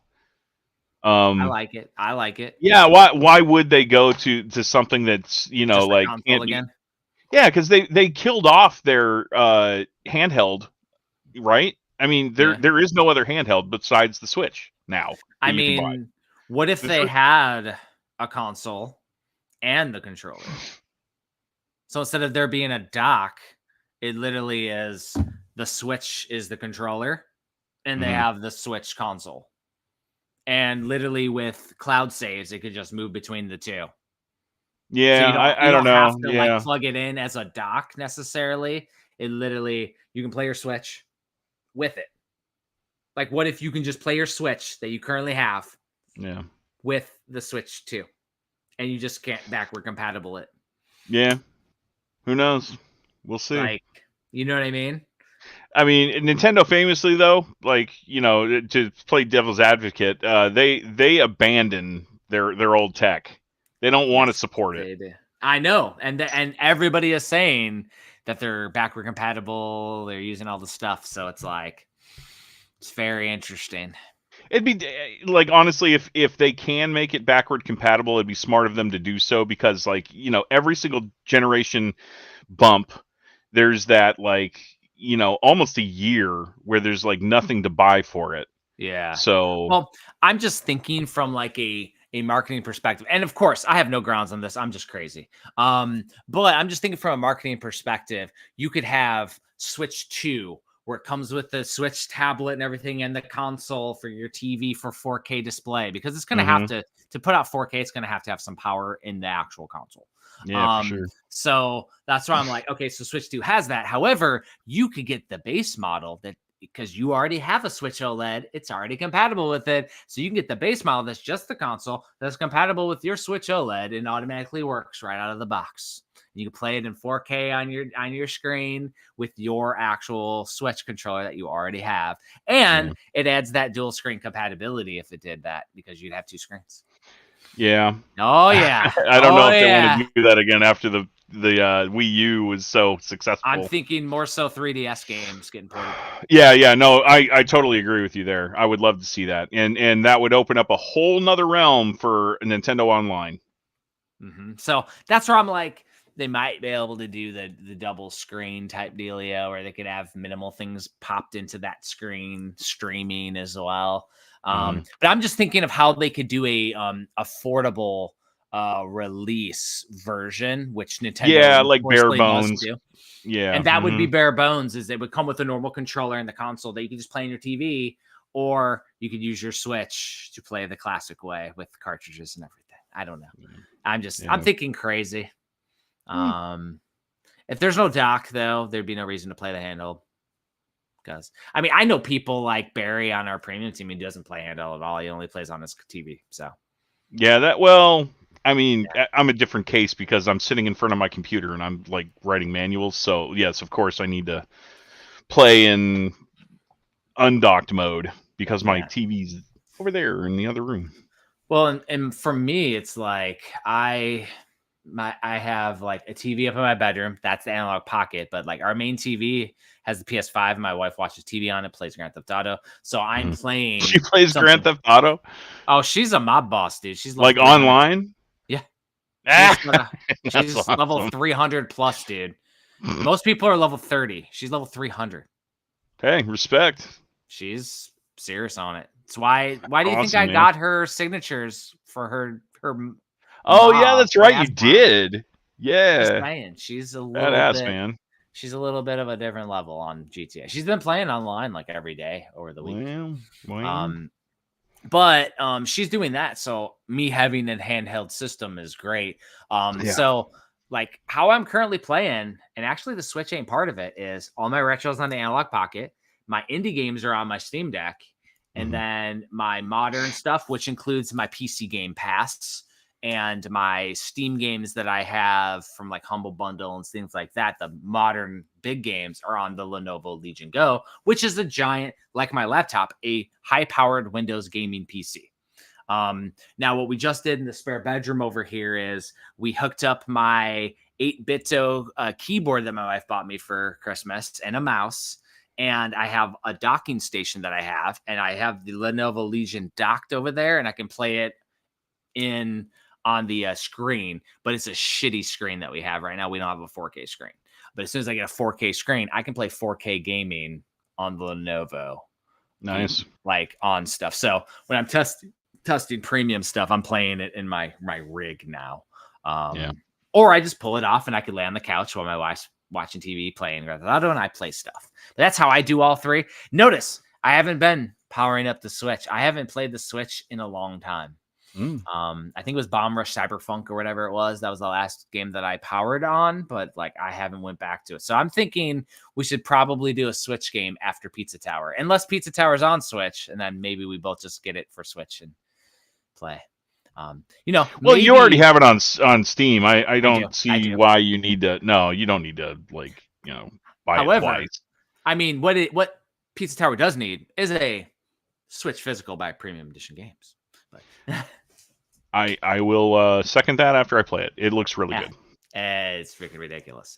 It has a whole online community with it, so it's a fun little following. But I don't think we've reached out to him or anything. But Pizza Tower would be the. So I have a humble brag name drop. Ooh. So Tetris Plus, I forgot to say what system I played it on. Can you guess what the new one? It was a PlayStation 1. But played it on the new one. What PlayStation 1 did I play it on? You played it on a Nokia flip phone. No. Oh yeah, the Xperia Play. Did you play it on the Net Yaruzi? I did play it on my Net Yaruzi. I just thought of the craziest freaking thing that you could brag about, because that's I did play it on my Net Yaruzi. So, I love that thing so much. Let's educate the listeners on what an actual Net Yaruzi is, because it's super freaking cool. I remember it from PlayStation Magazine, because I started it from issue 1, and when they showed it off, I was addicted. Yeah. So Tristan, what is the Net Yaruzi? So I'll rewind a little bit. The first time I ever heard of a Net Yaruzi, I didn't have PlayStation Magazine like you did, so I didn't know about it at the time. But it was available to the U.S. market through Sony. It's actually a developer console. It's marketed for indie game development. Yep. Yes. And people actually did develop games for this Net Yaruzi in that framework. So games exist. I've actually got a couple demo discs from like Europe that have a bunch of Net Yaruzi games on them. My question is there hopefully a repository where all these are preserved somewhere? If there's an active Nuon community, I guarantee there's an active Net Yaruzi community out there, probably a Discord channel or something. I'd be very surprised if not. I hope so, because otherwise, when I do my PlayStation book, I'm gonna have a hell of a time categorizing it. Because after Turbo is PlayStation, and PlayStation's gonna be a fucking nightmare. I'm doing it though. Oh gosh, I'm doing it though. PS1. Yeah. Good luck to you. Reach out to Game Rave for the US stuff for sure. Radical He's the guy. Man. But anyway, so the first time I ever heard of a Net Yaruzi was through Gamester 81. His console reviews back in the late aughts. He would highlight a bunch of obscure consoles, and Net Yaruzi was one of them. I'm like, what the crap is that? It's a black PlayStation.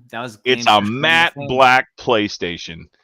Is dope. So badass looking. It's got this really cool rough texture to it. And ever since I saw one on that video, I've been coveting it. So I had a saved search on eBay for the longest time, and I don't even remember what year I picked it up, but it was while I was in Texas. A console popped up on eBay for $200. Buy it now. Wow. $200. I could not hit that button fast enough. Well, hell no. I would have. Yeah, and it's fully functional. That's amazing. My gosh. It didn't come with the memory card or controller that came with it, but who cares? $200. $200 for a Net Yaruzi all day long. I mean, to put things into perspective, probably a couple grand. Yeah, it's a couple grand. I mean, you're going to spend at least $1,500 on a Net Yaruzi. Yeah, couple grand. Yep. Yeah. So, incidentally, I mean, like that black controller, the same like matte black rough feel controller is what came with the Net Eurosi, but later on they had a couple of like special release PlayStations.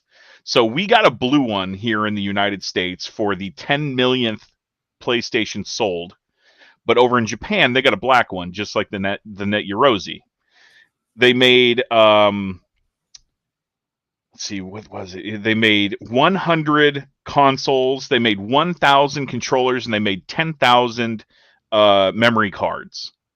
And they were all like, I don't know like how you were able to purchase them, but I think it was like some sweepstakes. But I was game hunting up in Misawa, Japan, like while I was TDY up there doing some work for the Air Force.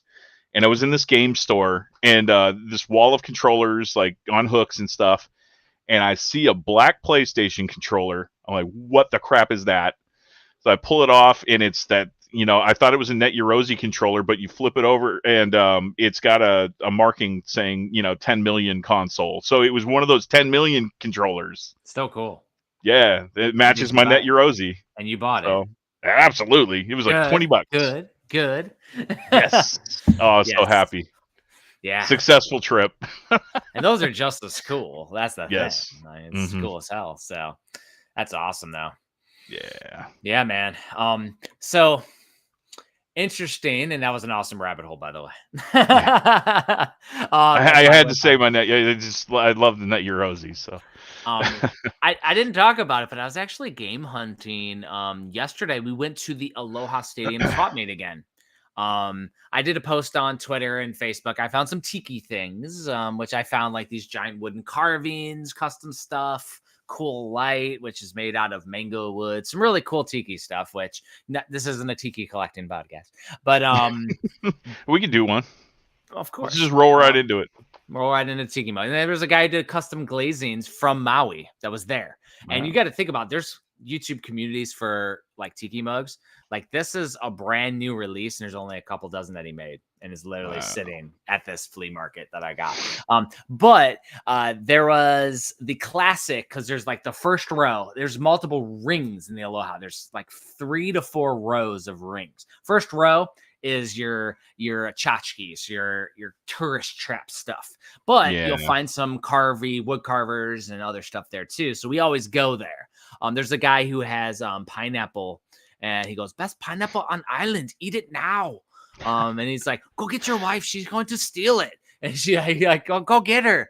She'll eat it all. Like that's what he was telling me. He's the coolest dude ever. That's like, I was like, dude, we buy this because you're awesome. But the second ring is a little more nuanced, and the third ring is straight up flea market stuff. So when we first got there, at like 9 a.m. yesterday. And we went to the third row. There's 2 different sections and just tables with crap all on it. Everything's $1. And so I found X-Men 2099 issue 1 for $1. I found then I saw over they have a table that's not $1, and they had a Super Nintendo controller sitting there. I'm like, oh crap, that's awesome. It's like, hey, how much for the Super Nintendo controller? And the dude's like, oh, $5. I'm like, $5 all day long. So I grab it and I go to walk and look on the table, and then the guy goes, hey, my son just looked, you have Nintendo tattooed on you. That's free for you. Dude, like, yeah, you got Nintendo tattooed on you. You definitely earned getting this controller. I'm like, that's fucking awesome. And the controller's got some wear on it, but if it works, I'll use that controller. That'll be my go-to. That's awesome. That's a story. Yeah, we found some crazy stuff. We go to the next place across the way though, and this is where it gets interesting. So there's a bunch of books in the 80s that were like RPG Dungeons and Dragons style books. And on the table, there were like dozens of them. They're all Star Trek, Aliens, and tons of like space related ones. They're all these little mini books. And so I start grabbing them, handing them to my wife. And all of a sudden she's like, can you help? And I'm grabbing it. And it was like 20 pounds of books I didn't realize I gave to her. So I held on to it, and we gave it to the dude. And like we got all these books. We got these big boxed RPG games. We got 2 giant boxes from the 80s. Asked the guy, he's like, $37 for everything. So we looked, one of the books is worth $100. Dang. One. And there's like dozens and we got like 50 plus of these little books from there. And I don't collect the Star Trek stuff. So, I mean, eventually, we're going to go to conventions and stuff. I'm going to use that to buy more video games, like more collection stuff. But it was like, we saw that, we preserved it because it started raining later. So we got this shit out of the rain. It just rains in a while. You saved it. Yeah, so the guy gave us a big tub. I put it all in the tub and I put it into the Jeep. I got to go back to my Jeep. And I was like carrying it. I'm like, and I didn't mention this, but I threw out my back on Thursday. It's like I was working on my website too much in this chair. And I got out, old. Like, my back went out. So tomorrow's run is going to be fun. But yeah, I was like carrying that shit. But yeah, but we have a giant tub of these Star Trek and we have an Aliens one. And like Andrew was looking them all up yesterday just because she was interested. And she's like, this one's $20. This one's $100. I'm like, this is awesome. That's cool. Like as long as it pays for the lot, I don't care. We had fun with it. And the thing is, this will all be stuff that we'll use to, just grow the online business. Because when we do Unky Kyle's Retroseum, we already have Hagen's Alley books and games, is what Andrea called it on her eBay thing. But we go around to conventions. Andrew's going to go with, and I assume you'll probably bring your wife too eventually to conventions and shit. Oh, absolutely. Yeah. And we just have like stuff there, and then we go off and do our stuff. We go do our thing. We'll have some of our books on the table too. We'll go out and do panels and do fun shit. Yeah. But like, that's kind of going to be the fun stuff. But yeah, we found some cool shit at the Aloha Stadium swap meet. Dude, wild. I miss flea markets, man. We don't have anything like that around here. That's the we only. We just have tornadoes. One. Yeah, you just have tornadoes. And we went to Savers again. Savers. We went there on I think Friday. That one's cool. Savers is like a big Goodwill type thing. Yeah, I've heard of it. I've never been to one. Yeah, it's just a big giant Goodwill, and I always get these type of things. This is actually from Maui Brewing Company. This one. Which they have one over on down H3 on the other side of the tunnel on H3. They have a Maui brewing place. They have some really good stuff there. I enjoy it, but yeah. But yeah, I always get a ton of Hawaiian shirts when I go to these places. I got like Tommy Bahama shirts, which are $100 shirts, like $10 at Savers. So I get a bunch of those. So I'll be wearing lots of Hawaiian shirts once I'm off island. Now, what I don't do is you don't wear the Hawaiian shirt to the Aloha Stadium swap meet, because then they see you as a tourist and they're going to charge you more money. I went with the Sega Saturn yellow t-shirt and a hat that said Bullet Club on it. And I was just going around looking at stuff with flip-flops on. I just went straight up. Like I was part of the Hawaiian crew. Yeah. So that way, I just blend right in and get the deals. Yeah. And yeah, but once I'm off island, like it's Hawaiian shirts all day, man. Yeah, it was a fun day, though. Aloha Stadium, man. So nice. We do have our other topic, though, to talk about. Yeah, we do. Do you want to get to that real quick or save it for next? Oh, yeah. Okay. Let's get to it. It's topical. All right. It's topical. Alrighty.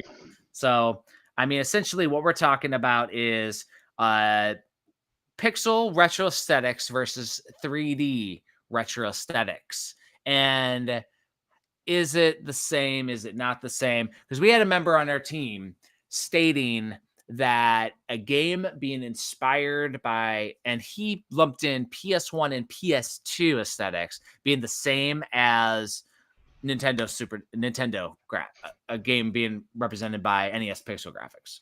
And I was like, absolutely not. That's like apples and oranges, because you can sit there and take pixel graphics and make them highly artistic, and it's a different artistic aesthetic itself as pixel graphics. You can elevate that. Ironically, there's pixel games and 2D platformers on the PlayStation 1. So you can literally all the way up. Symphony of the Night. Correct. And so that's what I'm saying is that's where it negates all conversations. You can do amazing pixel inspired retro aesthetics versus my argument is if something is based off of blocky, polygonal, blurry graphics, it makes it look like an unfinished 3D game.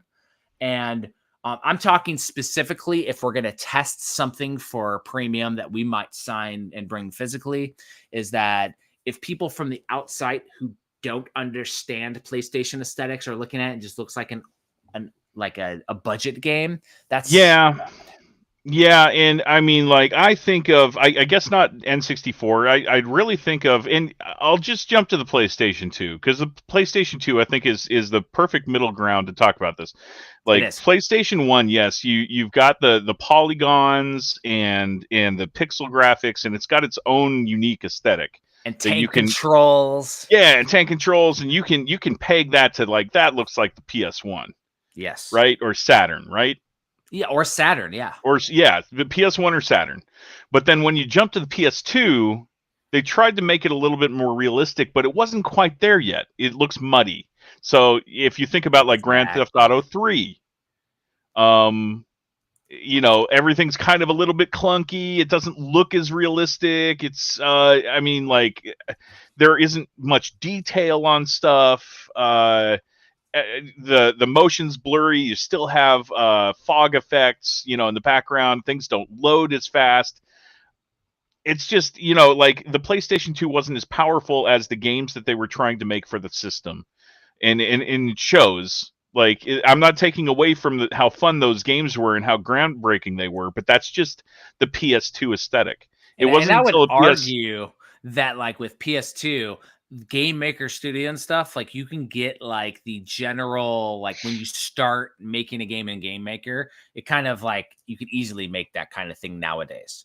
That's kind of where it defaults you to as you start. So it feels like a very starter project.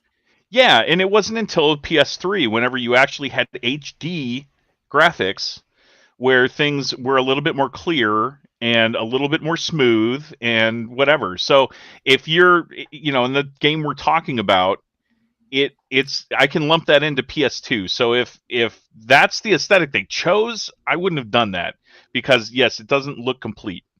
Yeah, it looks like an inferior 3D. You know, it's like a 2D and a 3D game. And we won't even get into the gameplay. Like, we already talked about that a little bit. Where like that would be the thing if the gameplay, and the thing is, even if it had a muddy look on purpose, but the game played awesome, it'd be awesome. It just has to play great. That would be the thing. Gameplay can supersede if the music's great, but your graphics, that's the whole artistic aspect, is not there. Yeah, and in this case, if you guys saw what we saw, I think you would agree with us that in you know, like, there's nothing against the other team members. They see it the way that they see it, and the graphics team sees it the way we see it, right? Now I'm not saying that we have a better eye, but we have signed stuff that has a Sega Saturn aesthetic. We have one signed. We are testing games that have a PS1 aesthetic, and I think they're entirely fine. But we were asked our opinion, and then when we provided our opinion, they are argumentative about it. I'm like, but you're comparing that. So then they did the comparison of pixel retro graphics, and I'm like, yeah. And in this case, I don't agree with that argument because, like, you know, the like I'm saying, like, what we saw looks like PS2, and it looks like they were trying to make something but didn't quite get there. So it would be the same thing if you see a game that looks like it belongs on it, and it's a 2D platformer, like not pixelated platform, 2D platform. It looks like it was made on a cell phone, with very minimal, like, animation frames, all that stuff, like, looks like lazily programmed. It's a similar thing, whereas you can do the same thing with 3D and it looks lazily programmed and it looks like, oh, they did that on purpose. Well, maybe they did, or maybe that was the extent of their talents. But if it makes it at the expense of a good gameplay experience, that's where it's like, well, probably not something that we're going to invest, you know, hundreds of thousands of dollars into to get. And look, we're not developers. We have no idea how much that entails, how difficult it is. But we do test games and we compare games. and been reviewing for over 10 years. And and we've been lifelong gamers. And when you play a game like that in 2024, that you're going to try and sell thousands of copies of. Yeah, we got to sell thousands. Any game that it doesn't leave a good impression. Any game that Premium Edition game signs, we have to be able to sell thousands of copies. Like because that's the minimum you have to print is thousands of copies. So it has to at least sell thousands of copies. If there's hundreds of people that think it's cool, that's not thousands. So we got to find something where me, Joe Blow, that's viewing it online, clicking through a Twitter or a Facebook feed, sees it and goes, "Oh, I need that because that's cool." Yeah, and to me, like the PS2 generation on does not like say, it doesn't scream retro to me at all. But when you go to the PS1 with pixel graphics or even the polygons like you see in Final Fantasy or Resident Evil or whatever, that is a retro aesthetic. Yeah. To me. And there are games that do it right. And there are games like there's a game that we sign that's super bright and poppy and it's a 3D game, but it feels like a Saturn title. It feels like a Knights or a Sonic. Sonic Adventure even on Dreamcast. Like it feels like that. And that's a difference of, play style and aesthetic and all that stuff. And it's where we got to be very, strategic when we're doing our types of games that we want to sign. But also we want to have cool stuff and have fun with it. So, but not every game is a banger. You know what I mean? Like that's just the I mean, in this is my own tastes and opinion, but those generations, those games that look like they come from that generation just don't resonate with me. Yeah. Say something that looks like Banjo-Kazooie, like Corn Kids, right? I mean, that's just my opinion. Yeah. Well, and the other thing is that there are games that Premium has released that we probably in 2024 would not sign and release at this point. And some of those games are simply because of where we were as a company. Certain companies, like we were starting out, we'll take chances on stuff. Also, you have to experiment as a company and try stuff out too. We've tried out games. We've had really awesome games that are super fun. And this will lead into maybe in a couple episodes, we'll do our tier ranking of all the premium games. Yeah. We still need to do that. Yeah, that'll be fun. We got to bring on either Scott or Ryan or somebody who has a drastic, crazy perspective and let them rank it too. Yeah, we're kind of in an echo chamber here. So yeah, probably get Ryan on or Scott. It'll be fun. Scott would be good because he sees it on the ground floor. He's in the battlefield. That's true. That's true. He would see from us in-person sales at all times. Because that's my thing is that there are games that we have because we have everything rated from an S, A, B, C, D. Are our tiers that we rate every game that we test and that we sign. And at this point, we're A or S tier. S tier is freaking if we sign Super Mario Brothers or Legend of Zelda. Something a major IP that would be an S tier because it would automatically sell out. We wouldn't even have to think about it. If we would have signed the new Turtles game, the one that just came out, it's a banger. Yeah, and I mean, you could even I don't know if I would call it an S tier game, but you might be able to argue that it is an S tier game just because of the history it has.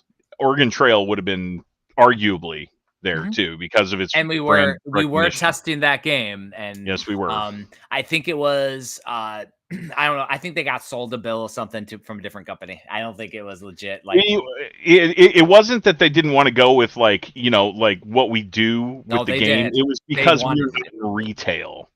Yeah, and retail's going away. So yeah, exactly.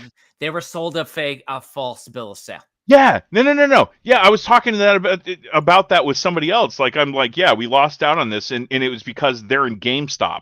But even GameStop's not going to even freaking carry that thing because they don't carry the games. You can't walk into a GameStop and find niche games like that unless you purposely pre-order them anymore. Yeah, they only order 1 to 2 copies per store nowadays. Yeah, but they do order collector's editions because I've seen collector's editions even here in Hawaii at the GameStop. They got some of the strictly limited double packs. Here's the thing though, they're not selling because they're still on the shelf. I see them now still on the shelf, the same ones.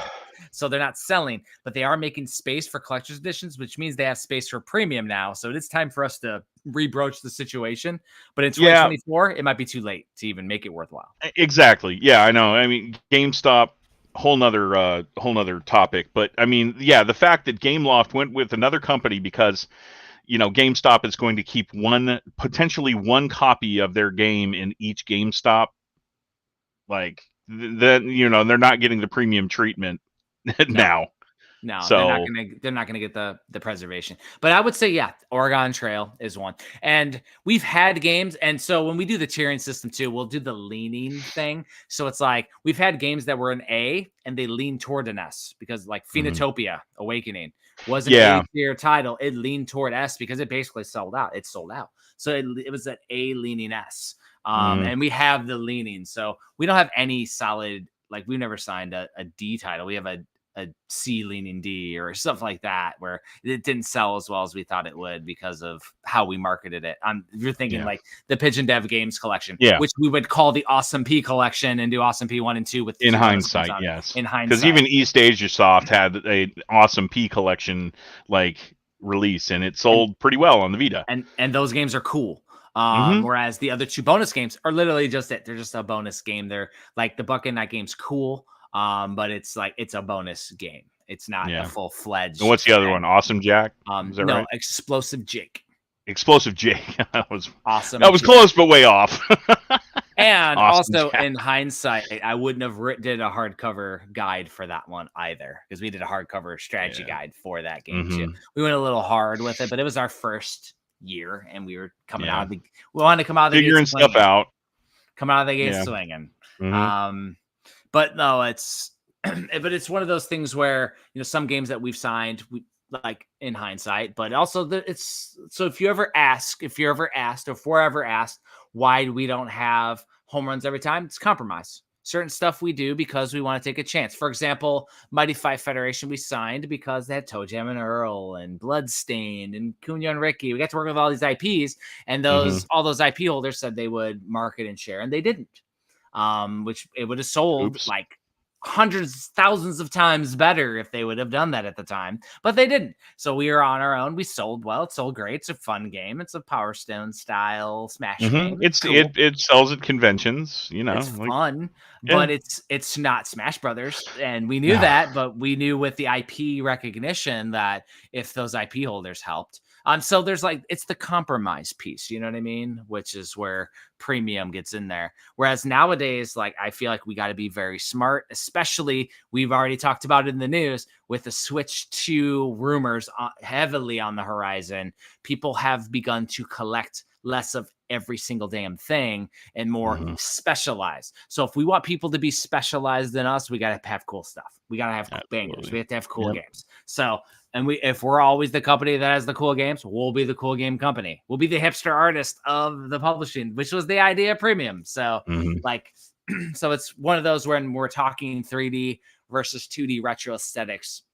That's where I get on soapboxes and get very passionate about what we're doing because I want us to succeed as a company. And I know when something is programmed purposefully and it hits that niche and it makes it look like something from that era versus it just looks like it would be something we would have to explain to people all the time on why it doesn't look as good. Exactly. So the adage is that you never judge a book by its cover, but everyone judges a book by its cover. Yes. What do you look at? The first thing you look at whenever you pick up a box, you look at the back of the box to see the screenshots, right? If it looks like trash, you're probably not going to give it a chance. Let me look at the screenshots. Yeah, well, that's a special edition. That's why it doesn't have it. So, yeah, this one is. Yeah, that's beside the point. But I'm just saying, you can't expect the consumer to dive in and give it a try. But here's a perfect example, right? Compromise, right? The developer really wanted to design his retro box, but what did he do? No screenshots on the back.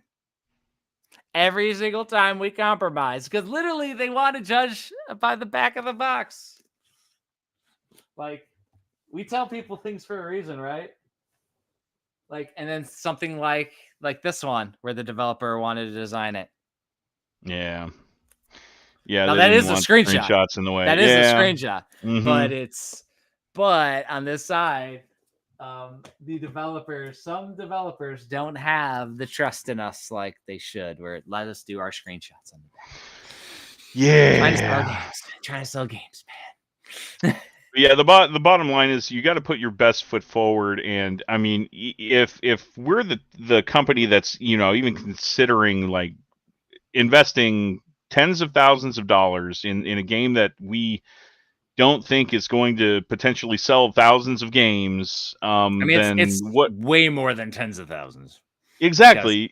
I'm just saying, like, the smallest Nintendo Switch cartridge with the minimums is at least that's $40,000 out of the box without just the cartridge, nothing else. So it is expensive to do Switch. But on the surface, if it looks like that, and you think it, the trailer doesn't do it justice or whatever, it could be the best game in the world, but the consumer will never get there because they're not going to buy it. Yep. Well, and there's a few games that we're testing and stuff, and I'm like, can we add a subtitle? Because the game doesn't sound like anything that we'd be able to market.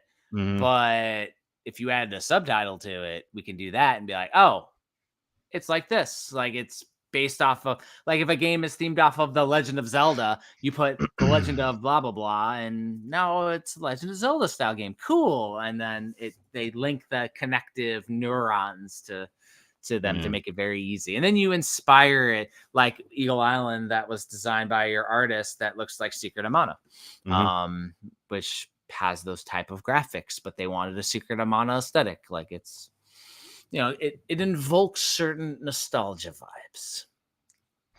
But yeah, like, no, it's, the thing is too, is that I always gravitate toward like 2D over 3D, but that doesn't mean that I don't enjoy 3D games. Same. I enjoy the 3D sandbox style games a lot. My favorite are like the 2D games with the 3D effects. Yeah. Like, those are fun. Symphony of the Night's a great example of that. Yeah, exactly. I just like beautifully done. And even Yoshi's Island is a great example of that. It is. It's awesome. I did notice a few people were watching our episode and then started playing. I know Ryan on our team watched our episode. He's like, oh, I love that game. Then started playing Yoshi's Woolly World, and there's a Get Fuzzy, Get Sticky episode. Oh, yeah? And he's like, oh, I got to look that up. I didn't know that. Yeah, he posted that. So, like, we got people playing Yoshi after the fact, too, which is cool. Dude. Dude, we're at like 2 hours, man. Yeah. I think we're it's like 10:30 here. Ready to like wrap it up then, man. Yeah, I think so. From a project perspective, there hasn't been a whole lot of stuff moving on. I do have a tracking number for Metroidvania Chronicles Phase 1 coming in, so I could show that off. And then we should be on the horizon of launching Phase 2 on Kickstarter soon. We recorded some crazy ass videos of me that have to be edited still, but there'll be a fun ass video of me just I should have that done by tomorrow. It's being not crazy and doing this kind of shit and doing some well it's going to be half that and like half like video over you talking over the video basically. Covering all my mistakes with well, yeah, the starts and stops. It'll be masked, kind of like I had to do with Crystalla. Exactly. No, it's super cool though. But that one will be going soon. We have all of the premium series titles are out now for pre-order, so you can get all 3 of the games. Scarlet Tower's up for pre-order. Freaking amazing! Can't recommend that game enough. Missed out on that one. My gosh, it's amazing. Like, Vampire Survivors to one of the best games we have ever had our hands on. And in reality, we need to do a bullshit homework on that soon. Right now we'll do Peppino Pizza Spaghetti soon. We'll do Pizza Tower first. But we definitely got to jump into some premium ones, and we'll probably have on Team Member or something when we talk about it, just because, and see how they didn't play it or they did. Put them on the spot, be like, have you played it? No, but Scarlet Tower is addicting as hell. It's like if you've played and gotten everything you want out of Vampire Survivors, this one has different mechanics to it. It has boss fights. It has a bunch of other fun, unique things. And per their last poll, they're going to be adding more free downloadable DLC content that we will make sure gets on the cartridge too for the release. Yeah. Which would be amazing for Scarlet Tower. Scarlet Tower is a really fun one. Can't recommend that one enough. And then, of course, you got Gordian Quest, right? Yeah. Gordian Quest is like an amazing RPG card game. And again, like I'm not a huge fan of card games, and this game is awesome because you use the card as like attacks, and the cards are plentiful. Like you never feel like you're gonna run out. So I always used to get anxiety with card games, like, oh, I don't want to use stuff. No. Yeah, I know you want to save it for like the right situation, but yeah, you want to use your best cards. And now you can just be strategic about it, but you can just feel free to use them, which is really cool. And then of course, Tadpole Treble Encore, which is just a fun game, and you create your own like music, but you play to the singing levels, and this shit is so fun. And you can play 2-player. It's so cool. Yeah, and the lyrics are ridiculous in a lot of the songs. So ridiculous. So, I mean, we have some fun ones. That's the thing. Like, we go with some fun casual games as well as, you know, hardcore Vampire Survivor style games. And yeah, very different, those two. And then RPG, massive RPG game. Story. Like, we got 3, you know, tangentially differentiating games. And then on top of it, we got 2 NES games up on the website as well, with Jim and Dale 1, which is a Zelda style game, and Jim and Dale 2, which is a beat 'em up style game for the NES. Again, because the names, like, it doesn't invoke what the games are, but they are based on, you know, the actual band. Jim and Dale, or Weed and Stiff is the name. Yeah, of the Weed band. and Stiff.